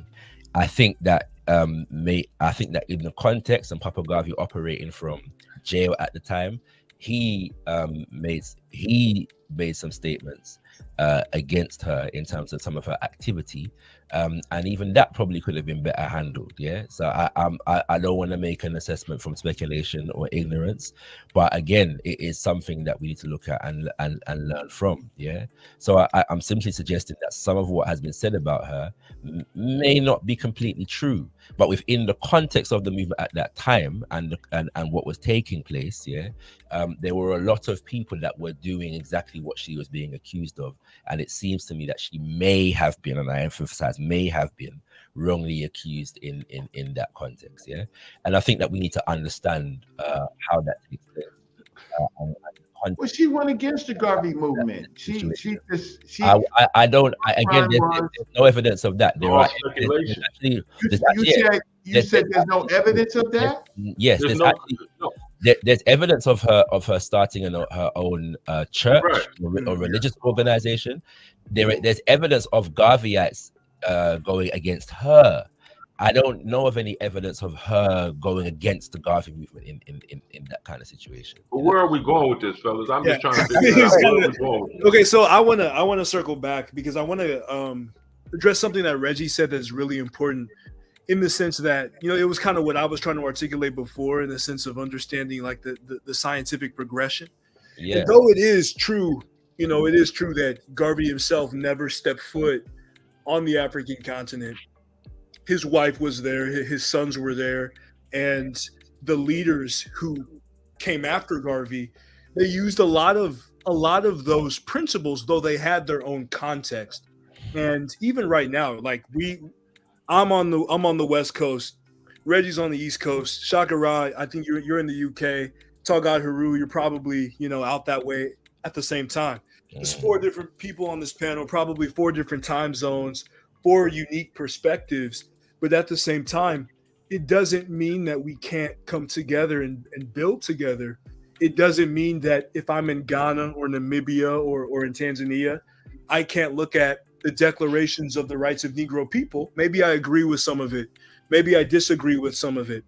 But at the same token, as an African person with a thinking mind who can engage within scientific analysis, I can use these different instruments within my arsenal for my own conditions. I could respect Garvey and use what he had, the elements of Garveyism, to succeed today. To me, that's more important than, you know, all of the other, you know, because he didn't properly understand the African spiritual reality. He was very, very, you know, patronizing in terms of his analysis of, you know, he kind of was in the same tradition of these late, you know, 19th century, early 20th century Black ministers who wanted to spread the gospel on the African continent and create. Guess what, Camjiverse? Yeah. Some of those people were born and raised on the African continent. Absolutely. Yeah? Absolutely. Right? Do you know what I'm saying? It's like, that's not an example of being out of step. You know, I agree that many Africans in the diaspora lacked a lot of knowledge or information on the conditions on the African continent, and vice versa. A lot of Africans in America lack knowledge of the conditions in Haiti and Jamaica, right? So, but this was part of the movement. For example, if you look at 1920 International Convention of the Negro Peoples of the World, there's a closed door session that takes place at that convention with Africans specifically from the continent, who were able to travel to the United States. Like Kojo, right? Say again? Like Prince Kojo of Dahomey? No. I'm talking about people that we can't name. I'm talking about, okay. Right, because there was a secret meeting with Africans from the continent who were educating delegates about what was taking place on the African continent. They traveled anonymously because obviously Africa was colonized at the time. So they don't want any records of their traveling and so on and so forth at this particular convention, right? There's also public, openly recognized, recorded communications with Africans from the continent at the convention, and also there are people from the continent who publicly travel, to that convention in 1920.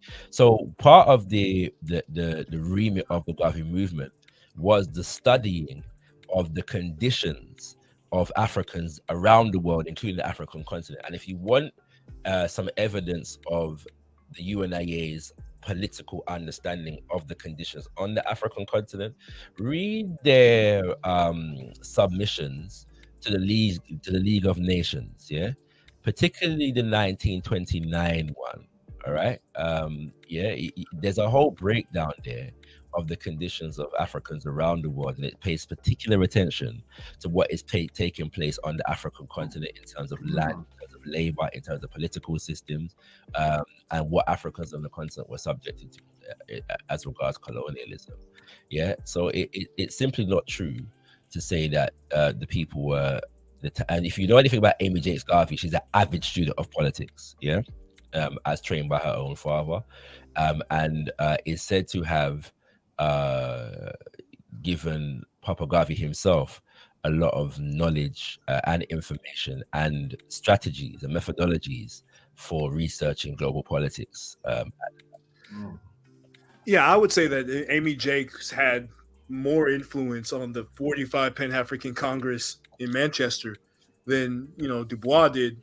And I could even state that if you look at the Cameroonian example, there were agents, operatives from the United States. These were African Americans who set up chapters of the UNIA in Cameroon in the 1920s, right? And that's kind of the start of the anti-imperialist labor formations that you see in Cameroon against French imperialism.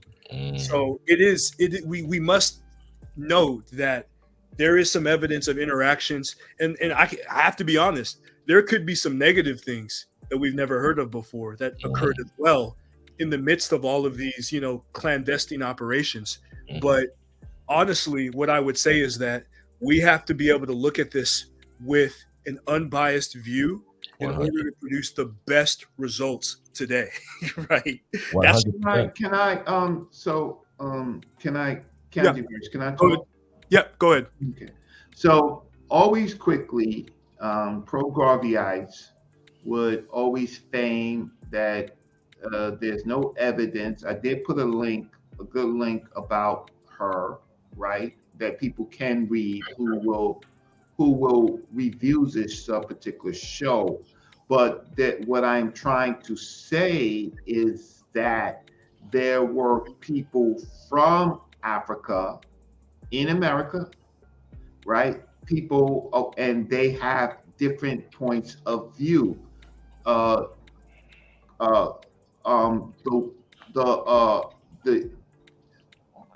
woman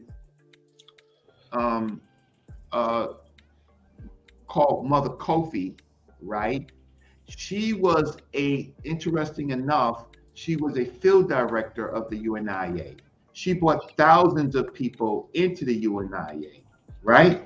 And again, a lot of these people had a close resemblance, not resemblance, but a close affinity to Africa, because the slave trade, the 1807 Act to prevent the importation of Africans into this country was lip service. Africans were still coming into this country to the end of the Civil War, right?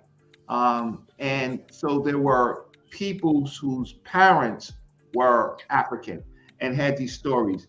And Garvey's movement gave an opportunity for these people, largely in the South, because that's where these Africans of the illegal slave trade found themselves up in the South and up the Missouri River, that they were interested in Garvey's movement for the repatriation.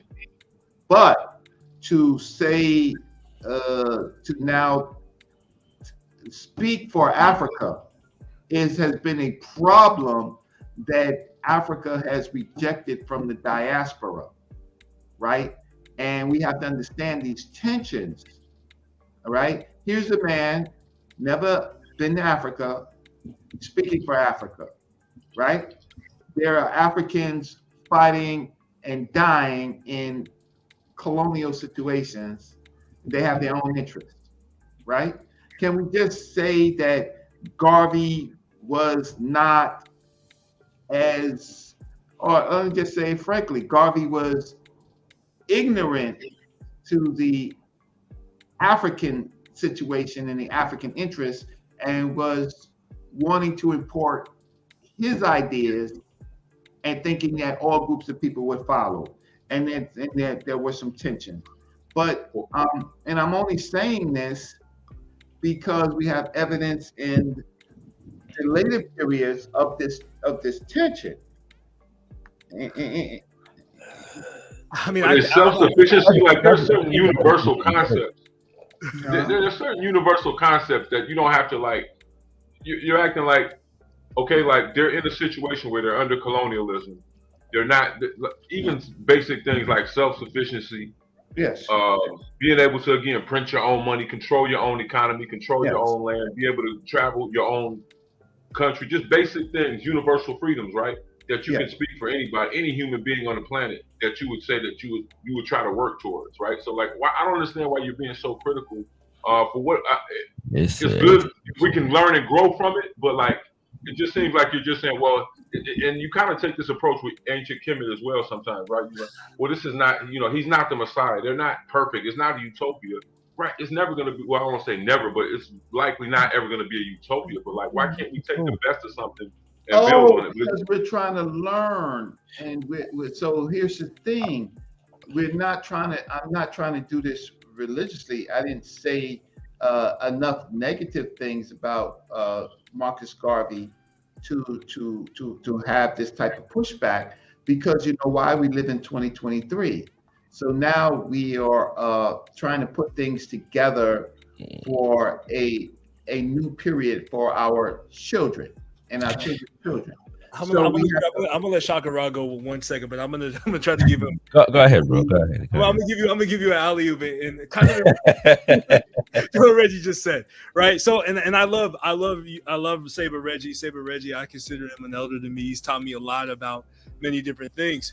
But I have to ask this question, because I agree with you in the sense that I do think Garvey was a little bit egotistical. He was a little bit arrogant with his operations, but when you have 25,000 delegates at a convention who vote on specific policies, is that an example? And Shakara, you can answer this. What would you call that? Is that? Yeah, I bro, your question is well taken. This idea that Papa Garvey speaks unilaterally for Africa, and that there is like, this is a caricature that has been developed largely by anti-Garveyites who don't pay attention to the operations of the UNIA-ACL. And it's very important that when we're discussing Marcus Messiah Garvey, we don't discuss him outside of the institution that he was the leader of, right? Marcus Garvey didn't build Marcus Garvey. He was the leader of and builder of the UNIA-ACL. So if we're going to talk about what Papa Garvey spoke and who he spoke for and how he spoke, we have to study the UNIA-ACL. Okay, so for example, you talk about the International Convention of 1920, 25,000 people come, to the conference, the convention, and Marcus Garvey doesn't write the Universal Declaration of the Negro People, the Declaration of Rights of the Negro Peoples of the World. Yeah, there's a body of them. There are sessions where all people contribute to that document, and then there are those that write that document. Okay. Marcus Garvey himself doesn't declare the red, black, and green as the flag of the African nation in the making. This is something that is done as a collective decision. He didn't even appoint himself President General of the provisional government. A provisional, first of all, Marcus Garvey himself is not just elected as provisional president. Yeah, there is a government, a provisional government in exile that is elected, of which he is the head. Okay, so all of these things have to be taken into consideration. The other thing I need to be taken into consideration is, again, there are branches of the UNIA-ACL on the continent and throughout the Americas. There are Africans who speak on Haiti and the conditions in Haiti that had never been to Haiti. Yeah, did that disqualify them on condemning the American government's operations in Haiti and advocating on behalf of the people of Haiti whilst they were in America? I don't think so. So why should that apply for Africans in America, Garvey or otherwise, who advocate on behalf of the conditions of Africans in Africa? I don't understand this criticism, and I don't consider it particularly intelligent.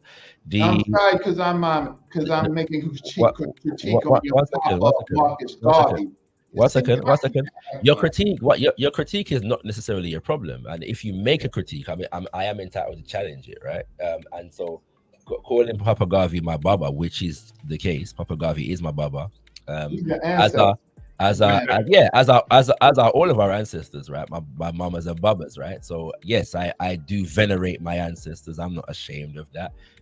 You know, so I'm not sure why that should be a problem for any African to venerate our African ancestors, in particular those who fought on behalf of us. Because we have so many. Our liberation. We have so many. My brother. I literally just said all of our ancestors are my brothers and fathers. So I recognize that we have so many. Okay, and I've called a number of them since I've been speaking. But if we're talking about this particular ancestor and the work that he did, and I've already said that we have to understand him in the context of the organizations and the institutions that he was building, which he was building with many other millions, in fact, mamas and babas, right? So there's no doubt about any of these things. And critique of Papa Garvey is not. Sorry. Romanticism. Sorry. There's not many that did what he did. It doesn't make sense to challenge romanticism with other romanticized ideas that just simply come from an anti-Garveyite perspective. I know. I read Dr. John Henry Clark, his notes on the African World Revolution.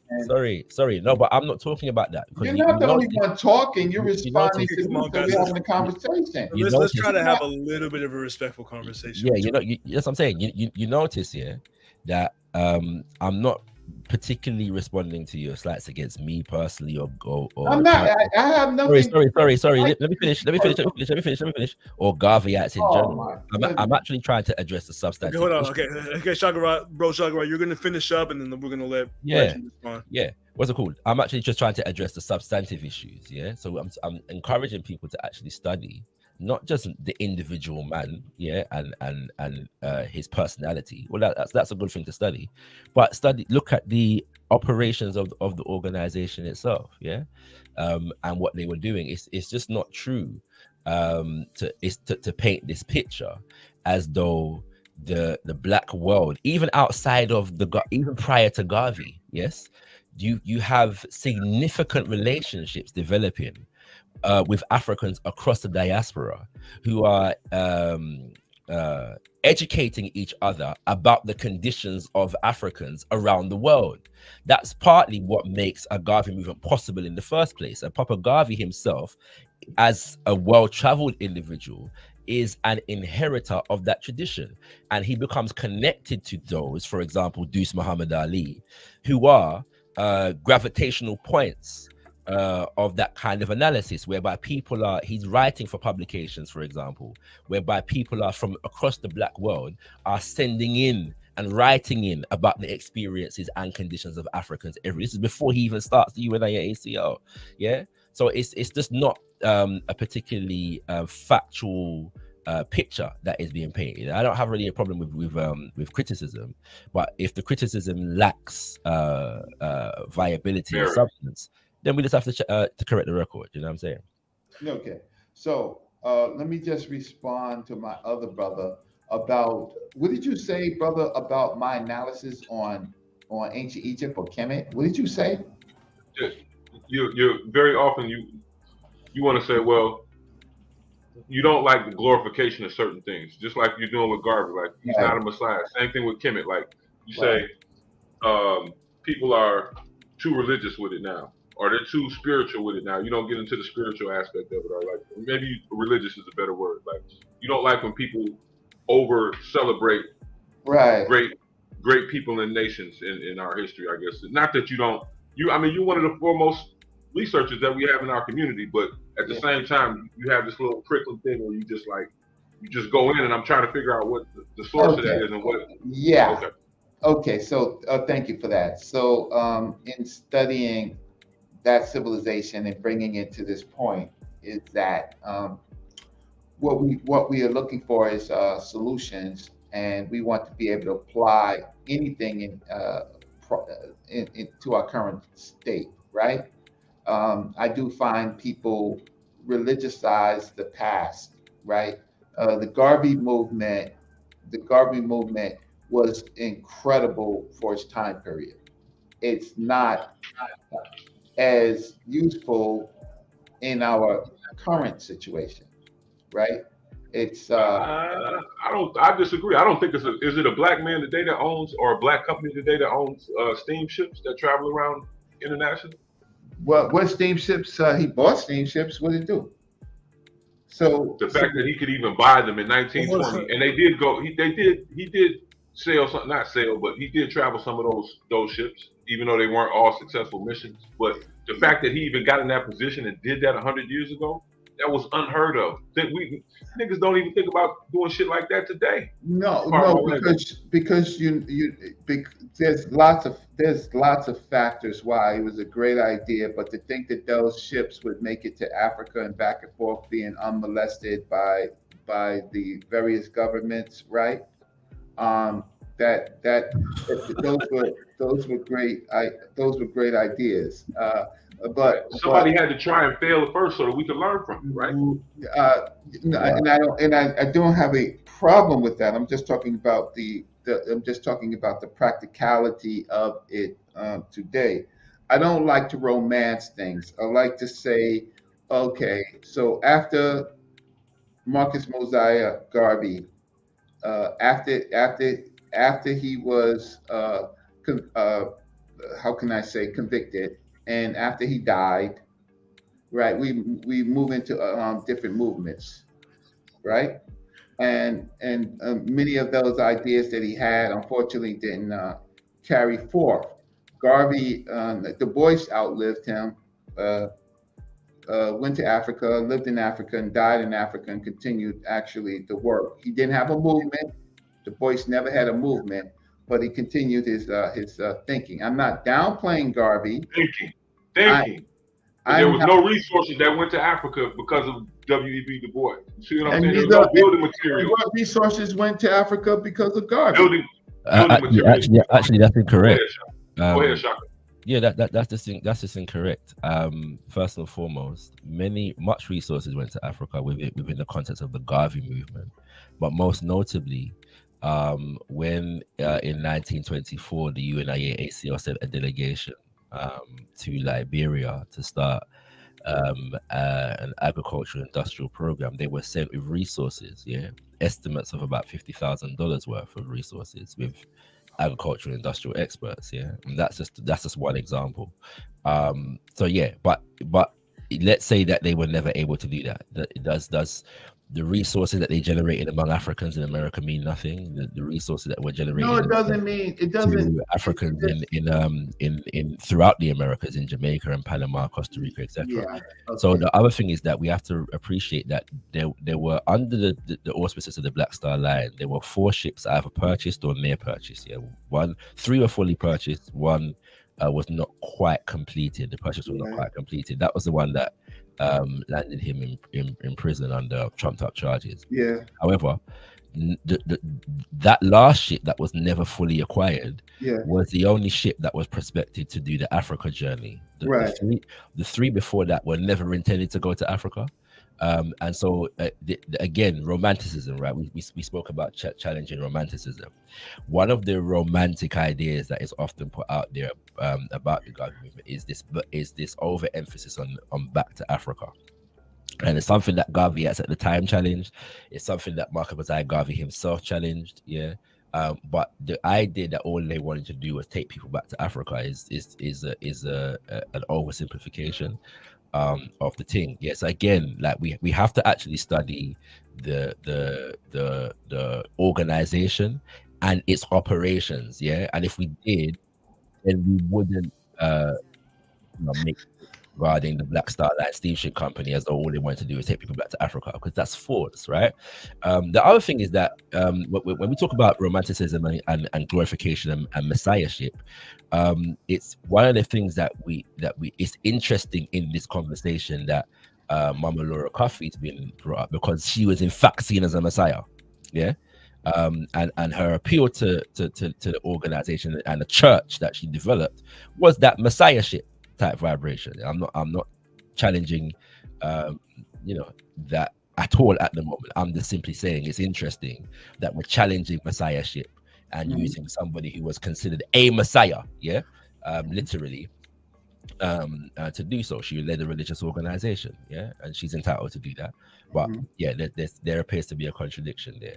So yeah, we just have to form a proper analysis of the thing. And I think that our ancestors and our movements, yes, that were developed on behalf of our people are worthy of our veneration. Yeah, we should venerate them and we should hold them up, yeah, and glorify them, so to speak. And in our glorification, analyze them and critique them and see how we can improve upon them. But they are the ones and the examples who we should be following. These are the shoulders we're standing on, right? So if it is good for the British to hold up and glorify Winston Churchill because of his contribution to the development of British society, if it is good for the Americans to glorify George Washington and Thomas Jefferson and still lead a nation based upon a constitution that those quote-unquote founding fathers wrote, yeah, if it is good for the French, yeah, to glorify, Napoleon and so on, then it's good, yeah, and it's justifiable for Africans to glorify those mothers and fathers who fought on I don't have a problem and developed movements on behalf of our liberation. I don't have a problem within this context, but so in 2023, there are other realities, and then in the 50s there were other realities, and so yes, Candyverse is talking about Marcus Garvey, and he is doing a presentation on the anti-capitalist ideas of Marcus Garvey, and I think that is and I think that is valid. My point is just simply that to analyze it within its time period, analyze the other conversations that was taking place, analyze the successes and the failures, and then analyze the other steps and the other ideas about movements and strategies, and see what the problems are today, right? And so I didn't say that Garvey wasn't great. Didn't say that you shouldn't venerate Garvey. I'm just looking, and I didn't say that his organizations and his in his structures weren't valid. I am talking about the African component, that Africa has its own interests, right? Its own thinking, and that played out much later. And so we don't have we don't have the unity that we thought that we would have, right? And the question is, why? Right? Here's my issue I have with you, brother Reggie. And Oh, you got an issue with me? Wait, before you go, let me jump in real quick, talk out here. So I agree with many of the things that both Reggie and Shaka Raj just stated. Shaka Raj first, I've been all around the world, and when you go to France, there's a certain mythology around Napoleon. Like if you go to Russia, there's a certain mythology around Lenin. I grew up in the United States. I learned about, Abraham Lincoln and George Washington never telling a lie or whatever the mythology that what kind of chippiness, so like it's part of every culture. exactly. Mao in China, so every people has a degree naturally they have it. Yeah. Yes. And I would also say that, if I were to say that Garvey had no impact in Cameroon's liberation movement, or if he had no impact in the development of, Nkrumah and Ezekwe at Liberty University, I would be lying. I would be lying if I said that. So even if I disagreed with Garvey, I would have to admit that, he had great impact for better or for worse. Many, critiques, as Brother Shakara would mention, of Garvey is the fact that he laid the foundation for the African dictator, which I don't necessarily completely agree with that, but I've heard people make that claim. Yeah. So there are definitely critiques, and Reggie made this point. Shakara made this point. We have to look at the evolution. I have the same conversation when I speak about West Africa, in the sense that most of these West African civilizations have an evolutionary root in the Happy River Valley. They are not primarily descended from the late Stone Age cultures in West Africa that preceded them. And various West African tribalists and West African, reactionaries get really mad at me when I say that, but it's true, right? You have to be honest with what we're talking about. And in the same vein, with the political structure and the political reality of Africa, they're a different reality. Kenyatta and Barre and Nyeri, they did not have the same reality as Garvey. We do not have the same reality that they had. It's an evolutionary process. That's and right. each step of the way, we have to be scientific and objective within our analysis of what works and what doesn't work. Yeah, I just think let's give an example. I want to get a critique on me. There was another critique on me, and my brother was cut off. And again, let's talk about Brother Reggie. Go on. Yeah. With the understanding that, again, I look up to you. You're one of the. I'm just your brother. Let's get to the critique. You know what I'm saying? But here it is, Reg. All right. So you don't really seem, in the course of a discussion, to concede points when you say something, you make a critique, and then the brother Shaka corrected you 2 different times. And before we move forward, you don't really acknowledge that he was right about that. Like, for example, one is Garvey having diplomatic relations with African leaders, right? And not just speaking for Africa, but speaking based on the conversations, person-to-person conversations he had with different African leaders, right? The other one was that he did, in fact, send building materials to Africa. Even though he didn't go to Africa personally, he had people, boots on the ground in Africa, dealing with Africa. You never conceded either of those before moving on. You can make the analysis that I didn't concede the point. I could be a little bit harsher to say that the relevancy, the relevancy at that time period of Africa and the Americas is how can I say,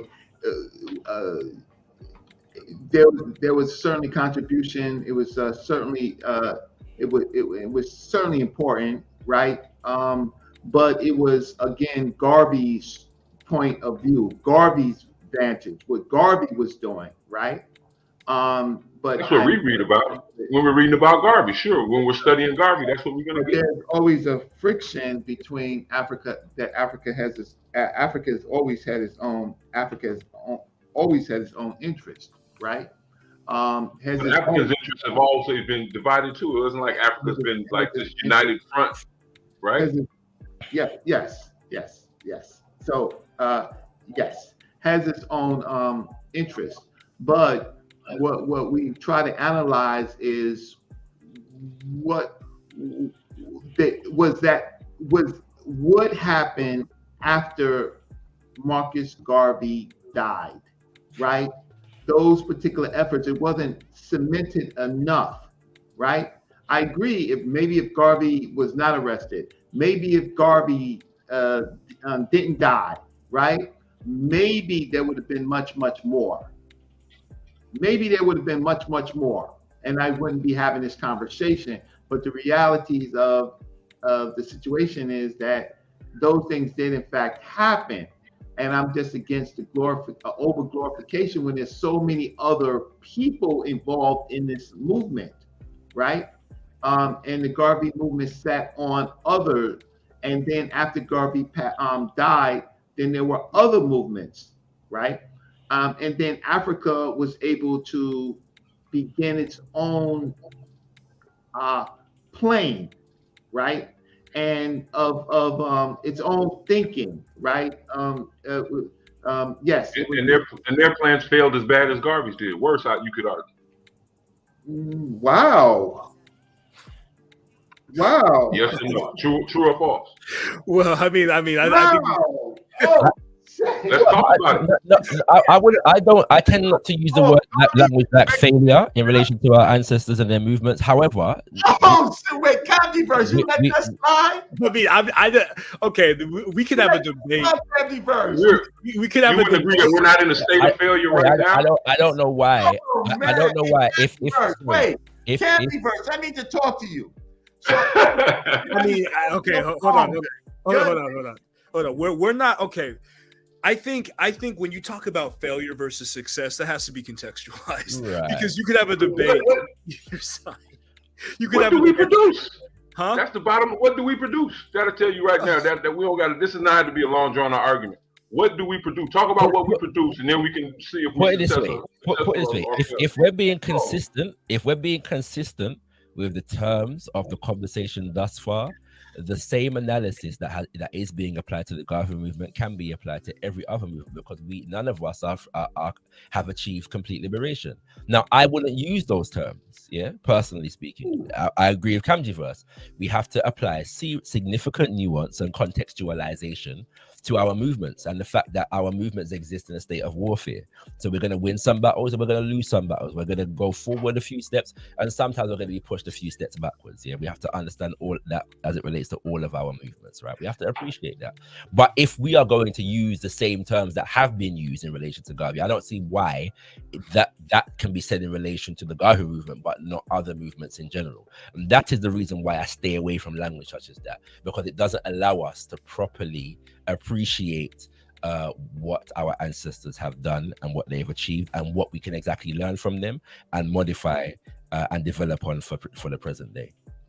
And I would also, even to piggyback on that, I would even say that the revolution is still ongoing. Most of what's going on in the continent, like, we don't have it because we're not seeing it in the American media.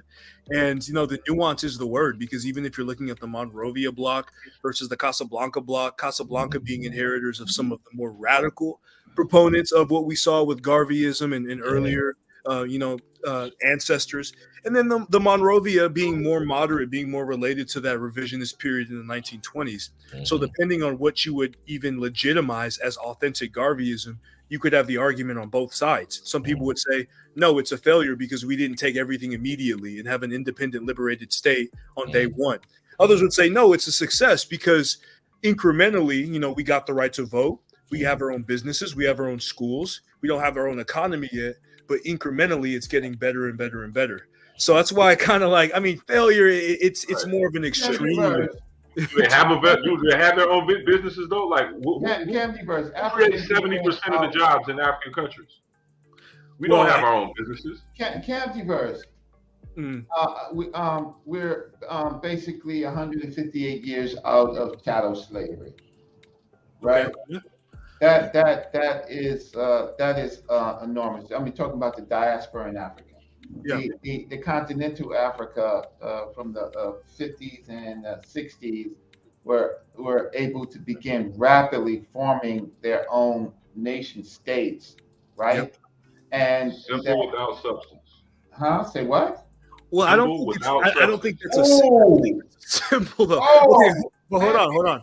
The reason why I don't think that's a symbol is because in Congo, for an example, prior to Lumumba in his revolution against the Belgian imperialists, you had Congolese working in slave plantations, working in mines, getting nothing, literally the equivalent of slavery.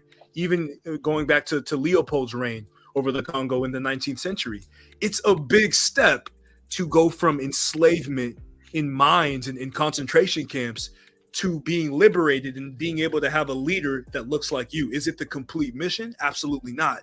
But that's not a real leader, though. Huh? Not a real leader. If you Oh, don't he control, was not- if you don't Wait, control wait. the natural resource trade in your own country, you're not the leader of the goddamn country. That's Are a you saying facade. Lumumba- Stop playing. Why are we lying to ourselves, man? Wait, are you No, saying? but I think the point that's being made, my brother, is Oh. that we have to appreciate first and foremost, for example, that what Lumumba did and what Nkrumah did and others did was a significant step forward, and we may have been pushing steps backwards, from that point, right? So, for example, if you look at Nkrumah, the man and his government developed, a number of different industries. Ghanaians started to a make great step chocolate forward. and glass. Ghanaians started to make all kinds of different products, probably that they're not making today, right? Mm-hmm. But the example, what Nkrumah and his government was able to push us that way forward, and you are correct.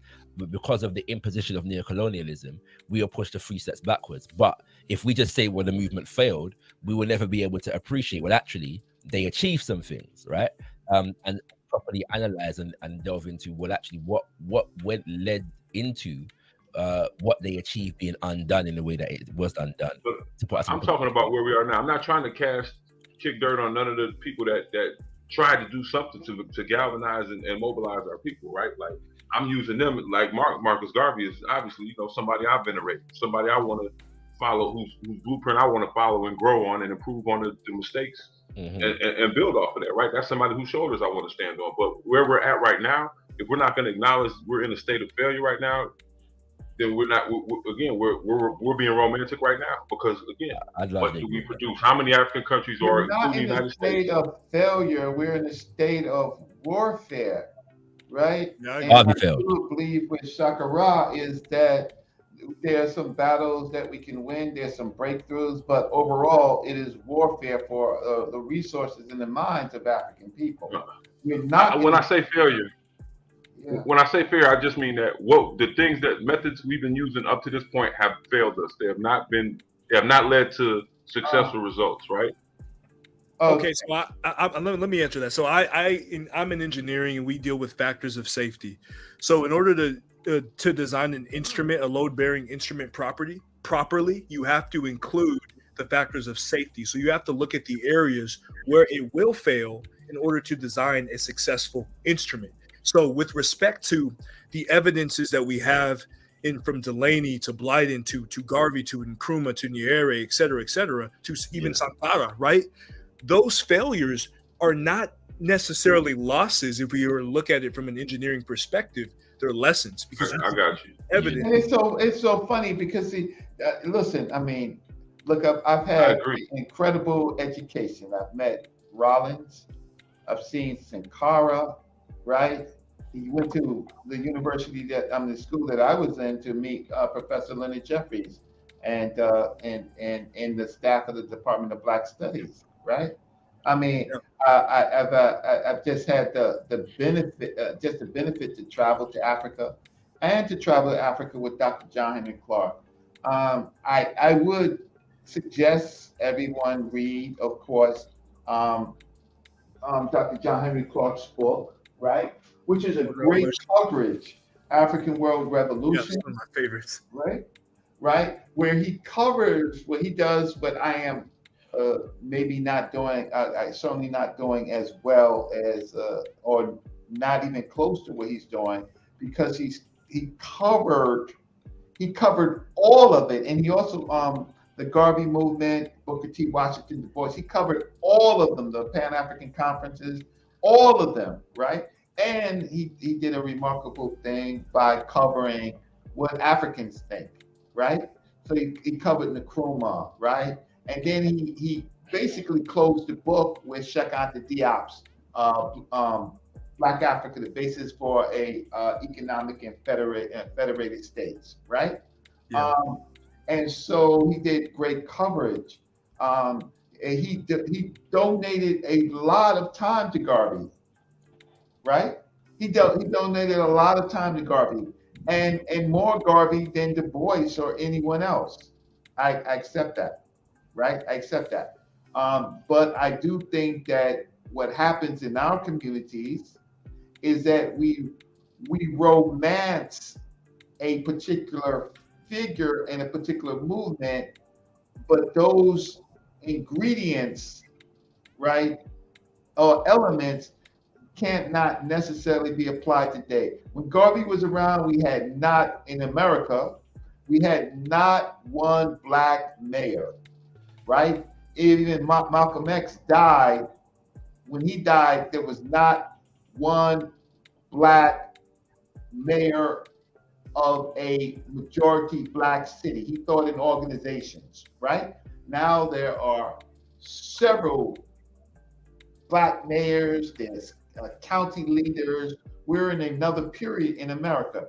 Africa is in an extraordinarily different period. Right? Are you saying a better period or a worse period though? Because how many banks do we own now compared to then? How many black businesses, hotels do we own now as opposed to then? You know what I mean? Like, what are you saying? Have we advanced? Have we evolved? Or have we backtracked? Really, the reality is that look, America's situation is to own nothing and be happy. The fact of the matter is, anything that we think we own in America, we really don't. We're in constant competition with the true majority of the United States, which is white folks, which is our oppressors, and they have managed by using laws, by using police force to push us back, right? Wait a minute, Reg. You're not talking about you. Is it just me, or are you going off topic, brother? No, I'm telling you the reality. What do you? You said we don't own anything because of. No, we truly. What do we truly own in America? We are a. It's just like how can I say? We're domestically dependent under an oppressive state. So but my argument was that we own more. You think Black Wall Street? What do you think?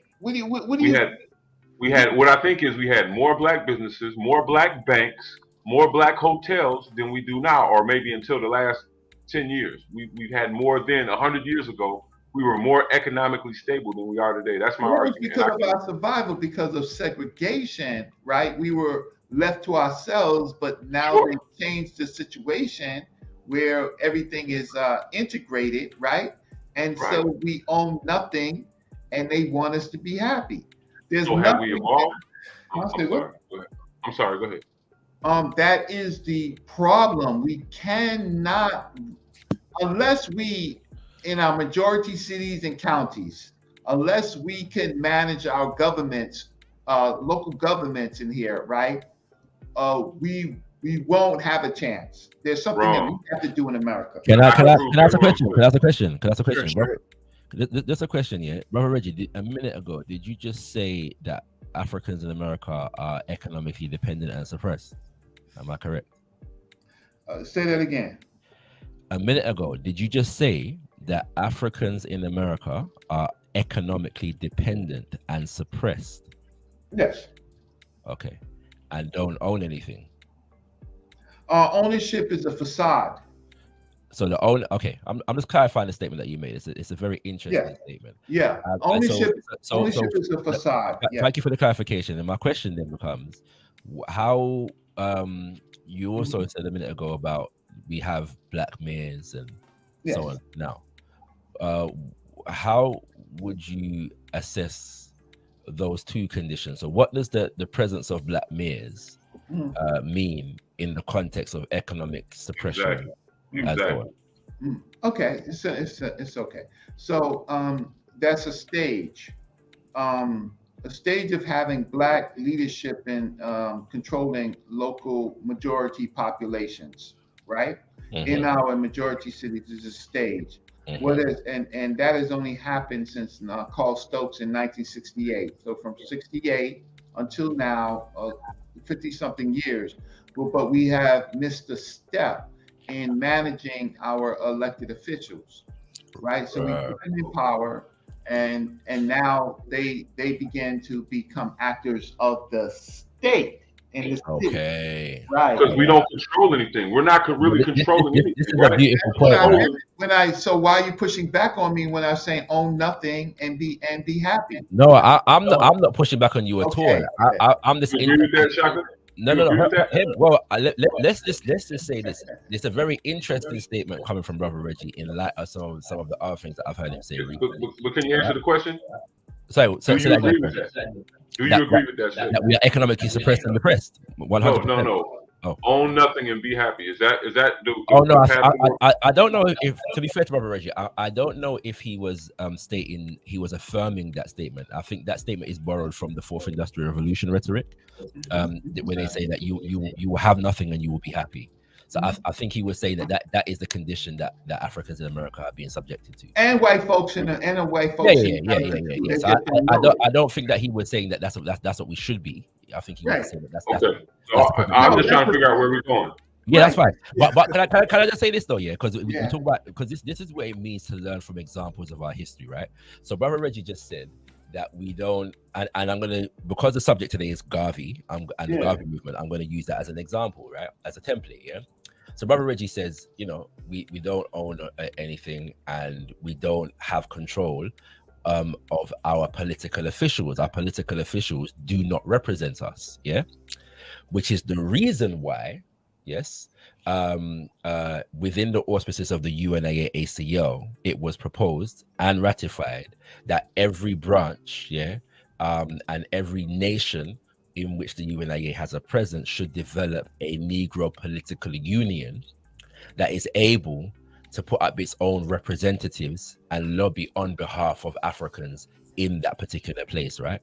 So that would be a methodology. Developing political organizations and having representatives of that political organization to address local politics would be one of the ways in terms of having control over our political representatives, right? How are you going to support the campaign? Or how are you going to support the campaign? Bro, I know where you're coming from, because you're an economics first guy. I agree with what Kamji verse said. Simple question though, right? No. I'm not disputing necessarily what you're saying. I don't necessarily think that finances is the only way to support a campaign. Right. But that's another subject for another time. Okay.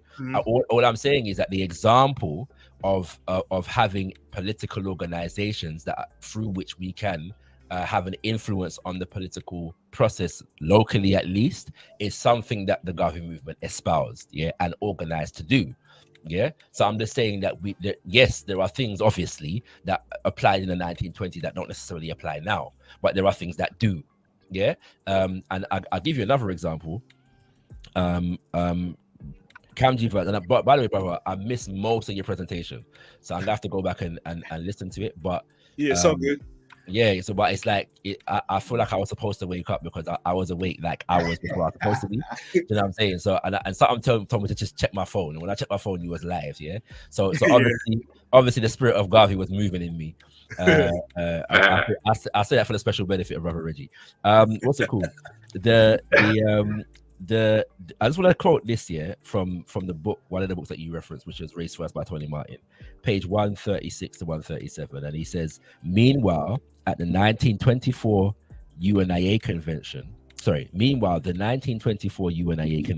warned that a Firestone concession, this is in Liberia, would ultimately mean, quote, the usurpation of the government, even as has been done with the Black Republic of Haiti, after similar white companies entered there under the pretense of developing the country. Okay, so this is describing the condition of neocolonialism, yeah, Yes. where foreign companies enter the nation Yes. and basically commandeer and usurp the economy and therefore the political agenda of the country, yeah. Yes. So I'm saying that in 1924, an organized group of Africans in convention were identifying the political terrain at that time, and that political terrain at that time actually relates very, very much, yeah, to the political terrain that we're facing today, right? And so it's impossible for us to analyze this and say, well, the problems that they were trying to solve then don't apply to us today, because they evidently do, because some of what they were identifying exists today. And finally, permit me, Brother Kamjiva, to just read a paragraph from this book again. Yep, yeah, sure. It's a brief paragraph, right? But just to talk about relationships between Africans, the UNIA itself, because I'm focusing on the UNIA because it is a Garveyite a conversation, yeah. And on page 120 of the same book, in relation to the UNIA's impact and relationship to the African continent, it says the following: in 1929, Tiele began editing the African World, yeah. So this is a newspaper in Southern Africa that was developed in the spirit and influenced by the Negro world, which instantly became a major outlet for Garveyite propaganda. This is in South Africa, by the way. The very first issue editorialized, quote, "I believe that it is essential to the early success of our cause that the Africans here at home should seek cooperation with the Africans abroad. The Universal Negro Improvement Association and African Communities League is the biggest thing today in Negro modern organizations. Its program must be scrutinized, imbibed, and assimilated by us," unquote. It went on to suggest that the, quote, "Negro world must be a Bible to us." The celebration of Garvey Day in Cape Town in 1925 was due, at least in part, to the urging of the African world. The work of the African world was paralleled by another ANC, African National Congress, which is, it still exists today, publication, Abantu Bato. So that's I'm forgetting what the terminology means, but Abantu is people, and Bato might be voice, but don't quote me on that, yeah. But that's Zulu. Reprints of whose pro-UNIA articles also found their way into the Negro world, yeah. So not only are Africans on the continent, yeah, printing and reprinting and spreading a Garveyite message, but there are also the UNIA ACR directly through its main propaganda machinery is reprinting articles from Africans on the continent, and that newspaper is being circulated around the African world, okay, into the Negro world. ANC conventions between 1925 and 1927 passed resolutions demanding Garvey's release from jail. Yeah, so this is it's an example of the relationship of the UNIA ACL with Africans on the continent. As you can see, it's relatively sophisticated and significant and substantive in terms of how they were cooperating and developing movements in concert with each other. Listen, you did a great job. I'm just, me just being me, right? It sounds biblical, right? Oh shit! It sounds biblical. It's like you're pulling out something, right, from the. No, I do preach from the gospel of Garvey, moreover. I don't deny that. You got to admit, Reggie. You got to admit, Shaka Ra is one of the best Garveyites on the net. You got to admit that. I'm a disciple of Messiah. I own that. Right. You know what I'm saying? I understand. So I am. But the Nkrumah's work and Touré's work and Nyere's work and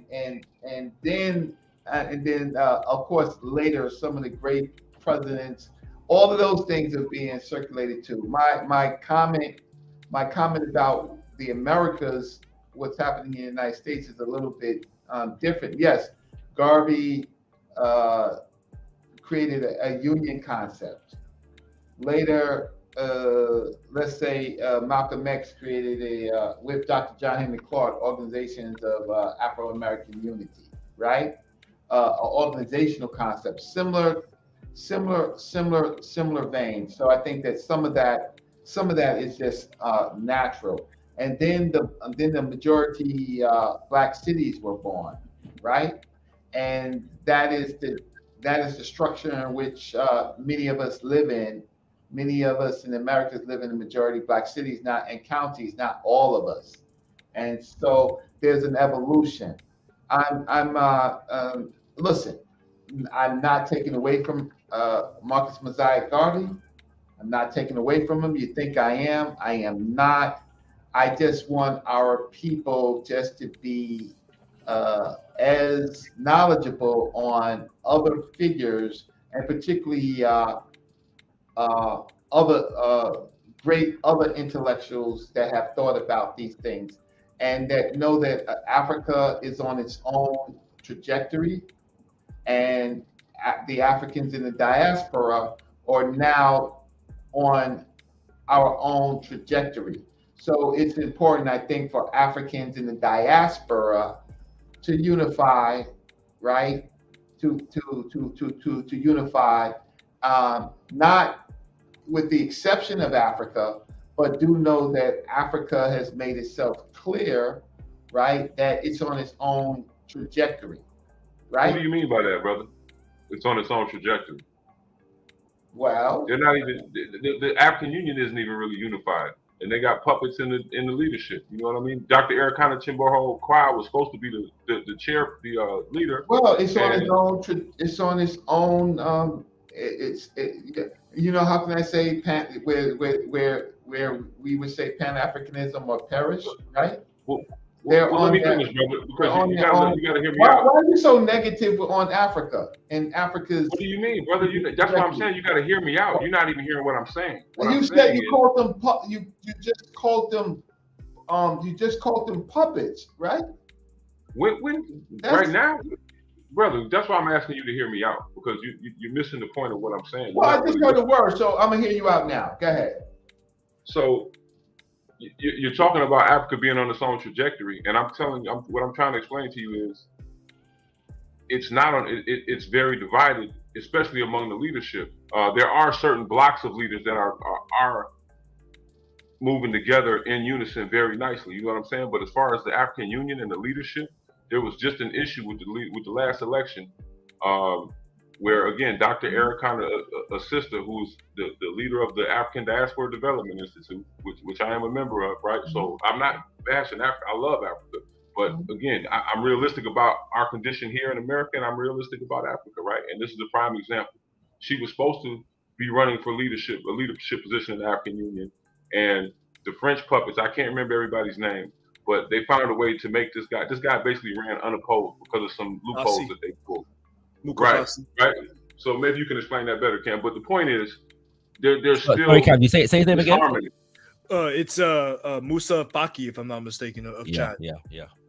Right. So there's a lot of disharmony within the African continent itself and the different leaders of the countries of the regions, right? And so, I don't see how we're on different trajectories. And even that leader of the African, the person who was supposed to be the leader of the African Union, is from the diaspora, meaning born in Zambia, I believe, lived and owned a medical facility in Nashville, Tennessee, was educated outside of Africa, came back to Africa in leadership, and founded the African Diaspora Development Institute, right? And so I'm trying to show you that there is.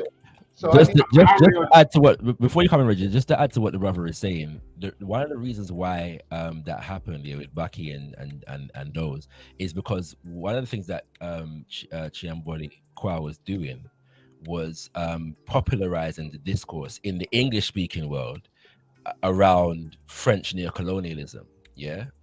On the continent, particularly as it relates to the CFA franc and the French central bank, and the relationship between the former French colonies and their puppets in power, and the impact that they were having on African economies, right? There is a significant movement that currently exists within the French-speaking African world against French neocolonialism, against the CFA franc, against French military presence. In fact, I had the pleasure of hosting an event with a brother by the name of Capitalism coming up on next month, who's coming to the country. I've hosted an event with him before, but it was basically a move to divorce the African Union from the fight against French neocolonialism, which she was aligning with, at the time. So I'm just fleshing out the point that you're making, my brother. Go ahead. Okay, so I need a mediator, and it's late. And yeah, let me. Okay, so we're about to close in, so I'm gonna give everybody a chance to say their last words before I close everything out. So let's start with Tall God Haru. Then we could go with Reggie. Then we could go with Shakara. No. Let me in. Don't go with Shakara. Let me in. Okay, let's go with Shakara. Let's let the elder in. Okay. Tall God, go in. Okay, I appreciate the chance to get on the platform.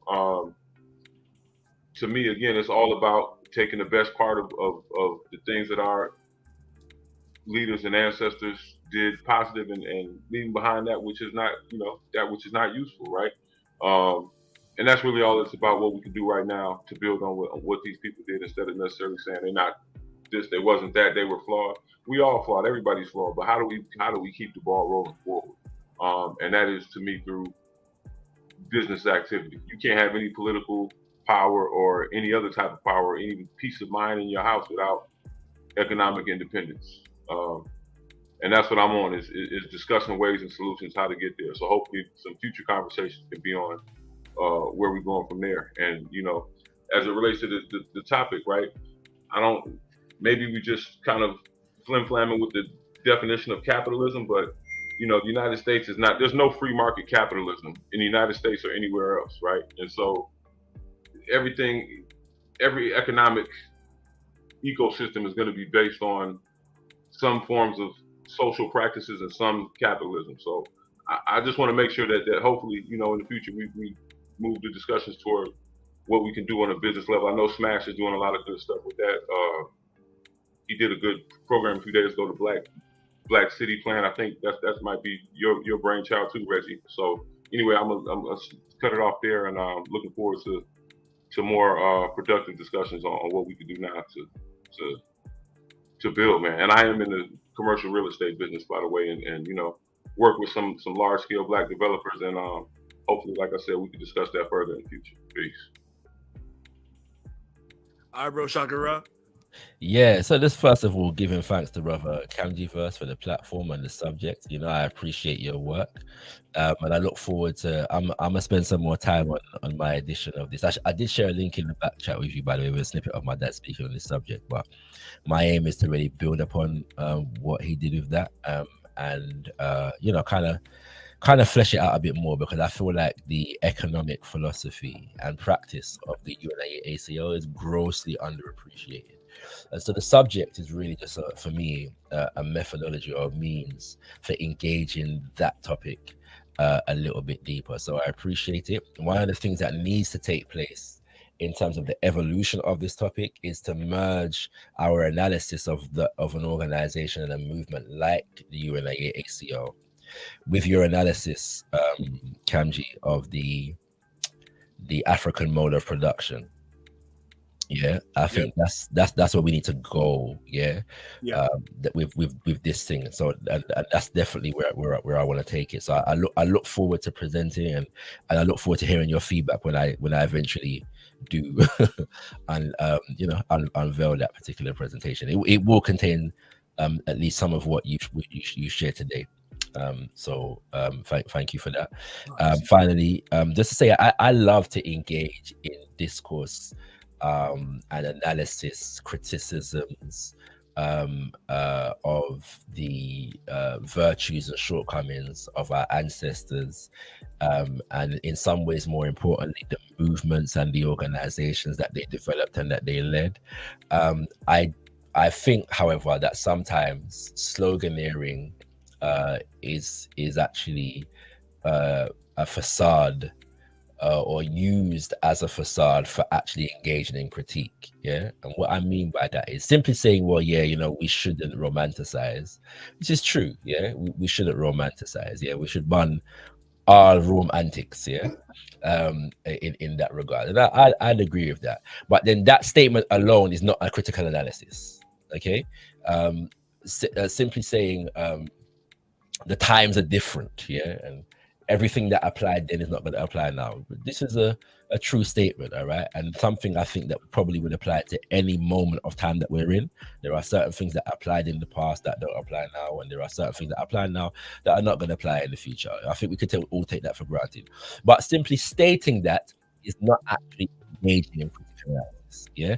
And sometimes I think those statements are made and we can actually give ourselves the illusion that we are actually engaging critically, you know what I'm saying, with the subject matter, with the movements, with their strategies, with their philosophies, when we're actually not. And so I look forward, and I believe Brother Kamji, you know, has the tools and the spirit to be able to accomplish this. I look forward to actually engaging, critically with the Garvey movement and other movements, in this regard. And sometimes I feel like I never get to engage even my own criticisms of Garvey himself or the Garvey movement, or ways that we would improve and develop on, because we have to spend a lot of time just correcting the record, right? And so that, which is necessary, right? So I look forward to be able to go beyond that point and actually critically engaging and analyzing and correcting you know, what was incorrect and so on and so forth as we go forward. Thank you for the platform, Brother Kamji Verse, and keep up the good work. Peace. Shaka, is this your page? Shaka Ross Speaks, is that you? Yes, sir, my brother. Yeah, thanks for coming on. You know, you always give some really, really good details, and you bring out references that I haven't even heard of. And you know, I got books on my shelf right here of, you know, like there's like 3 or 4 Garvey books that I still have yet to read. So like I always buy some new material, and I'm always trying to get the latest information.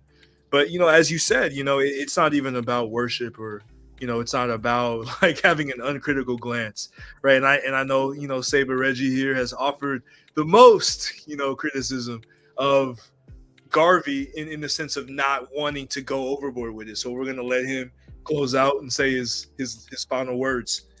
Yeah. So I've had a great education. I was trained by Dr. Leonard Jeffries, who is probably one of the treasures of political economy and Black politics, and in a whole group of people. Dr. James Turner, and Dr. John Henry Clark, who was the teacher of all of them, and of course on ancient history, Dr. Yosef Ben-Jochannan, and Professor Edward Scobie, who was in the would have been the president of Dominica. He was in the same party as Eugene and Charles, and I was trained by those people. I was trained in a branch off of what we call dialectical materialism, where you have theses and theses. But Dr. Leonard Jeffries taught us theses, antitheses, and synthesis. And so the synthesis is always the future. The theses and the antitheses are the differences and the things that fall apart within the dynamics. So we were trained in our program to think of those things and not to be stagnant on a particular movement, nor to glorify a particular movement, but to look for the best tools and use the failures to test your new tools. So that's in fact the synthesis. I have Garvey was one of our great leaders of our time, but he had a foundation of other great leaders, and other great leaders came upon him. My point on the diaspora is on a different trajectory. I think that is proper than Africa. I think that the strengths of being in those theses and antitheses, or the dialectics between them, as if one group succeeds, the other group will ultimately succeed, but they have to solve the problems within their own particular environments, right? And so I don't have a problem with any of the comments really that was said, because I just think that it helps people grow, but you actually need tools of analysis. And so if what you should do is you should always stay in the present situation. the present is now 2023, and then to branch out and look at the whole both trajectories, right? In the diaspora, meaning the African American situation, the Caribbean situation, the UK situation, as far as the African in diaspora, and because they birth Pan-Africanism. Africa did not birth Pan-Africanism. That trajectory in the Americas with all of our great leaders helped fuel and train a generation of African leaders. African leaders are not failures. You can call them puppets, but you can't call an African leader a puppet when you yourself is a puppet, right? In America, we are so the fact. Both can be true, brother. Huh? Say what? I said both of those things could be true at the same time. Yeah. But we are puppets. We do nothing that America does not really want us to do. And when we go outside the boundaries, we are severely punished, right? So they have their own trajectory in Africa, which again, we've only been out of slavery for 158, out of chattel slavery for 158 years. So that we have we have to give ourselves some credit for time to grow. But we do have to understand the realities of our particular situation at all times, so that we can put in the best tools and take advantage of weaknesses. So now we're facing the great bank collapse in the United States and around the world. Banks are failing. That model has failed, right? And so there's opportunities now. There's opportunities. Africa is part of the resource belt of the whole world. There's opportunities. So let's not call our brothers puppets. They're under different type of pressures than we are here today. So with that said, thanks for the show. I'm just trying to give you my analysis that I've learned from the teachers that I've studied under, and I don't think I fall too far off of their points. And I think I'm respected by many scholars, many PhDs, right? I talk to them often, right? I talk to a variety of different PhDs and scholars, right? And they get my questions answered, or they may give me another analysis or something else that I have to think of. And I think that Camdyverse knows. I think that people just think that I'm because they see me on another platform, that's who I am. Yeah, I am that, but I'm also connected to so many different scholars in different areas, and that's just a reality. So excuse my forward thinking, but in my community, I'm a thought leader. Many of these concepts, these debates and stuff are things based on things that I have said or that I have brought to the community on different platforms. And even Camdyverse knows. Camdyverse knows because he's a good friend of mine that I'm a force in actually pushing him to do these type of shows. Yeah, no, that's a fact. You know, Reggie was a big influence around, getting me on into the scene. I was initially a little bit hesitant, even though I made content in the past, but he has a great amount of influence. And I know, there's a lot of folks out there who would be antagonistic to Reggie just because of the YouTube politics and everything. And I'm not even going to mention that, because then I know Reggie's going to go off for another hour or so about that. But if you want to learn the Menduten Terror, Reggie's the guy to go to. He could teach you I'm not teaching them. They can learn from the heroes. But I will say, oh damn, Reggie. Camdyverse knows. He's seen me on platforms with proper scholars, right? No, definitely. Huh? I mean, with proper scholars, huh? Yeah. Very few people Camdyverse can do that, right? You'd have to be able to write an abstract and submit it for judgment. Right. So. Right. So I could talk to people, and listen. We could talk to all people all day. I do have, how can I say, a proper training in analysis, right? and it just comes out. And so I'm sorry, but I'm not hurting anybody. It's not personal. Me and Shakarad disagree, but we don't call each other names. Nah. So yeah. So for everybody who's coming in, everybody who's gonna watch the playback, this has been a great discussion. We had a lot of different, back and forth between all sides. And I really want to do this again. This was a discussion about, just some of the revolutionary anti-capitalist elements of Garvey's philosophy. And just for a brief rundown, we mentioned some of the roots, some of the founders of, or just some of the major influencers on Garvey's ideology, from Martin Delany to Edward Blyden, Alexander Crummell, major one being Booker T. Washington, Robert Love, and just the idea that Garvey's formulation of economic resistance against imperialism is built upon his predecessors, and it's built upon these African mode of production formations that were transitioned or that were transported across the Atlantic into the diaspora. Many of these, if you those of you who are familiar with Sterling Stuckey, all that Black nationalism is African people in the diaspora trying to rebuild those same kingdoms and states that were lost due to the Ma'afa.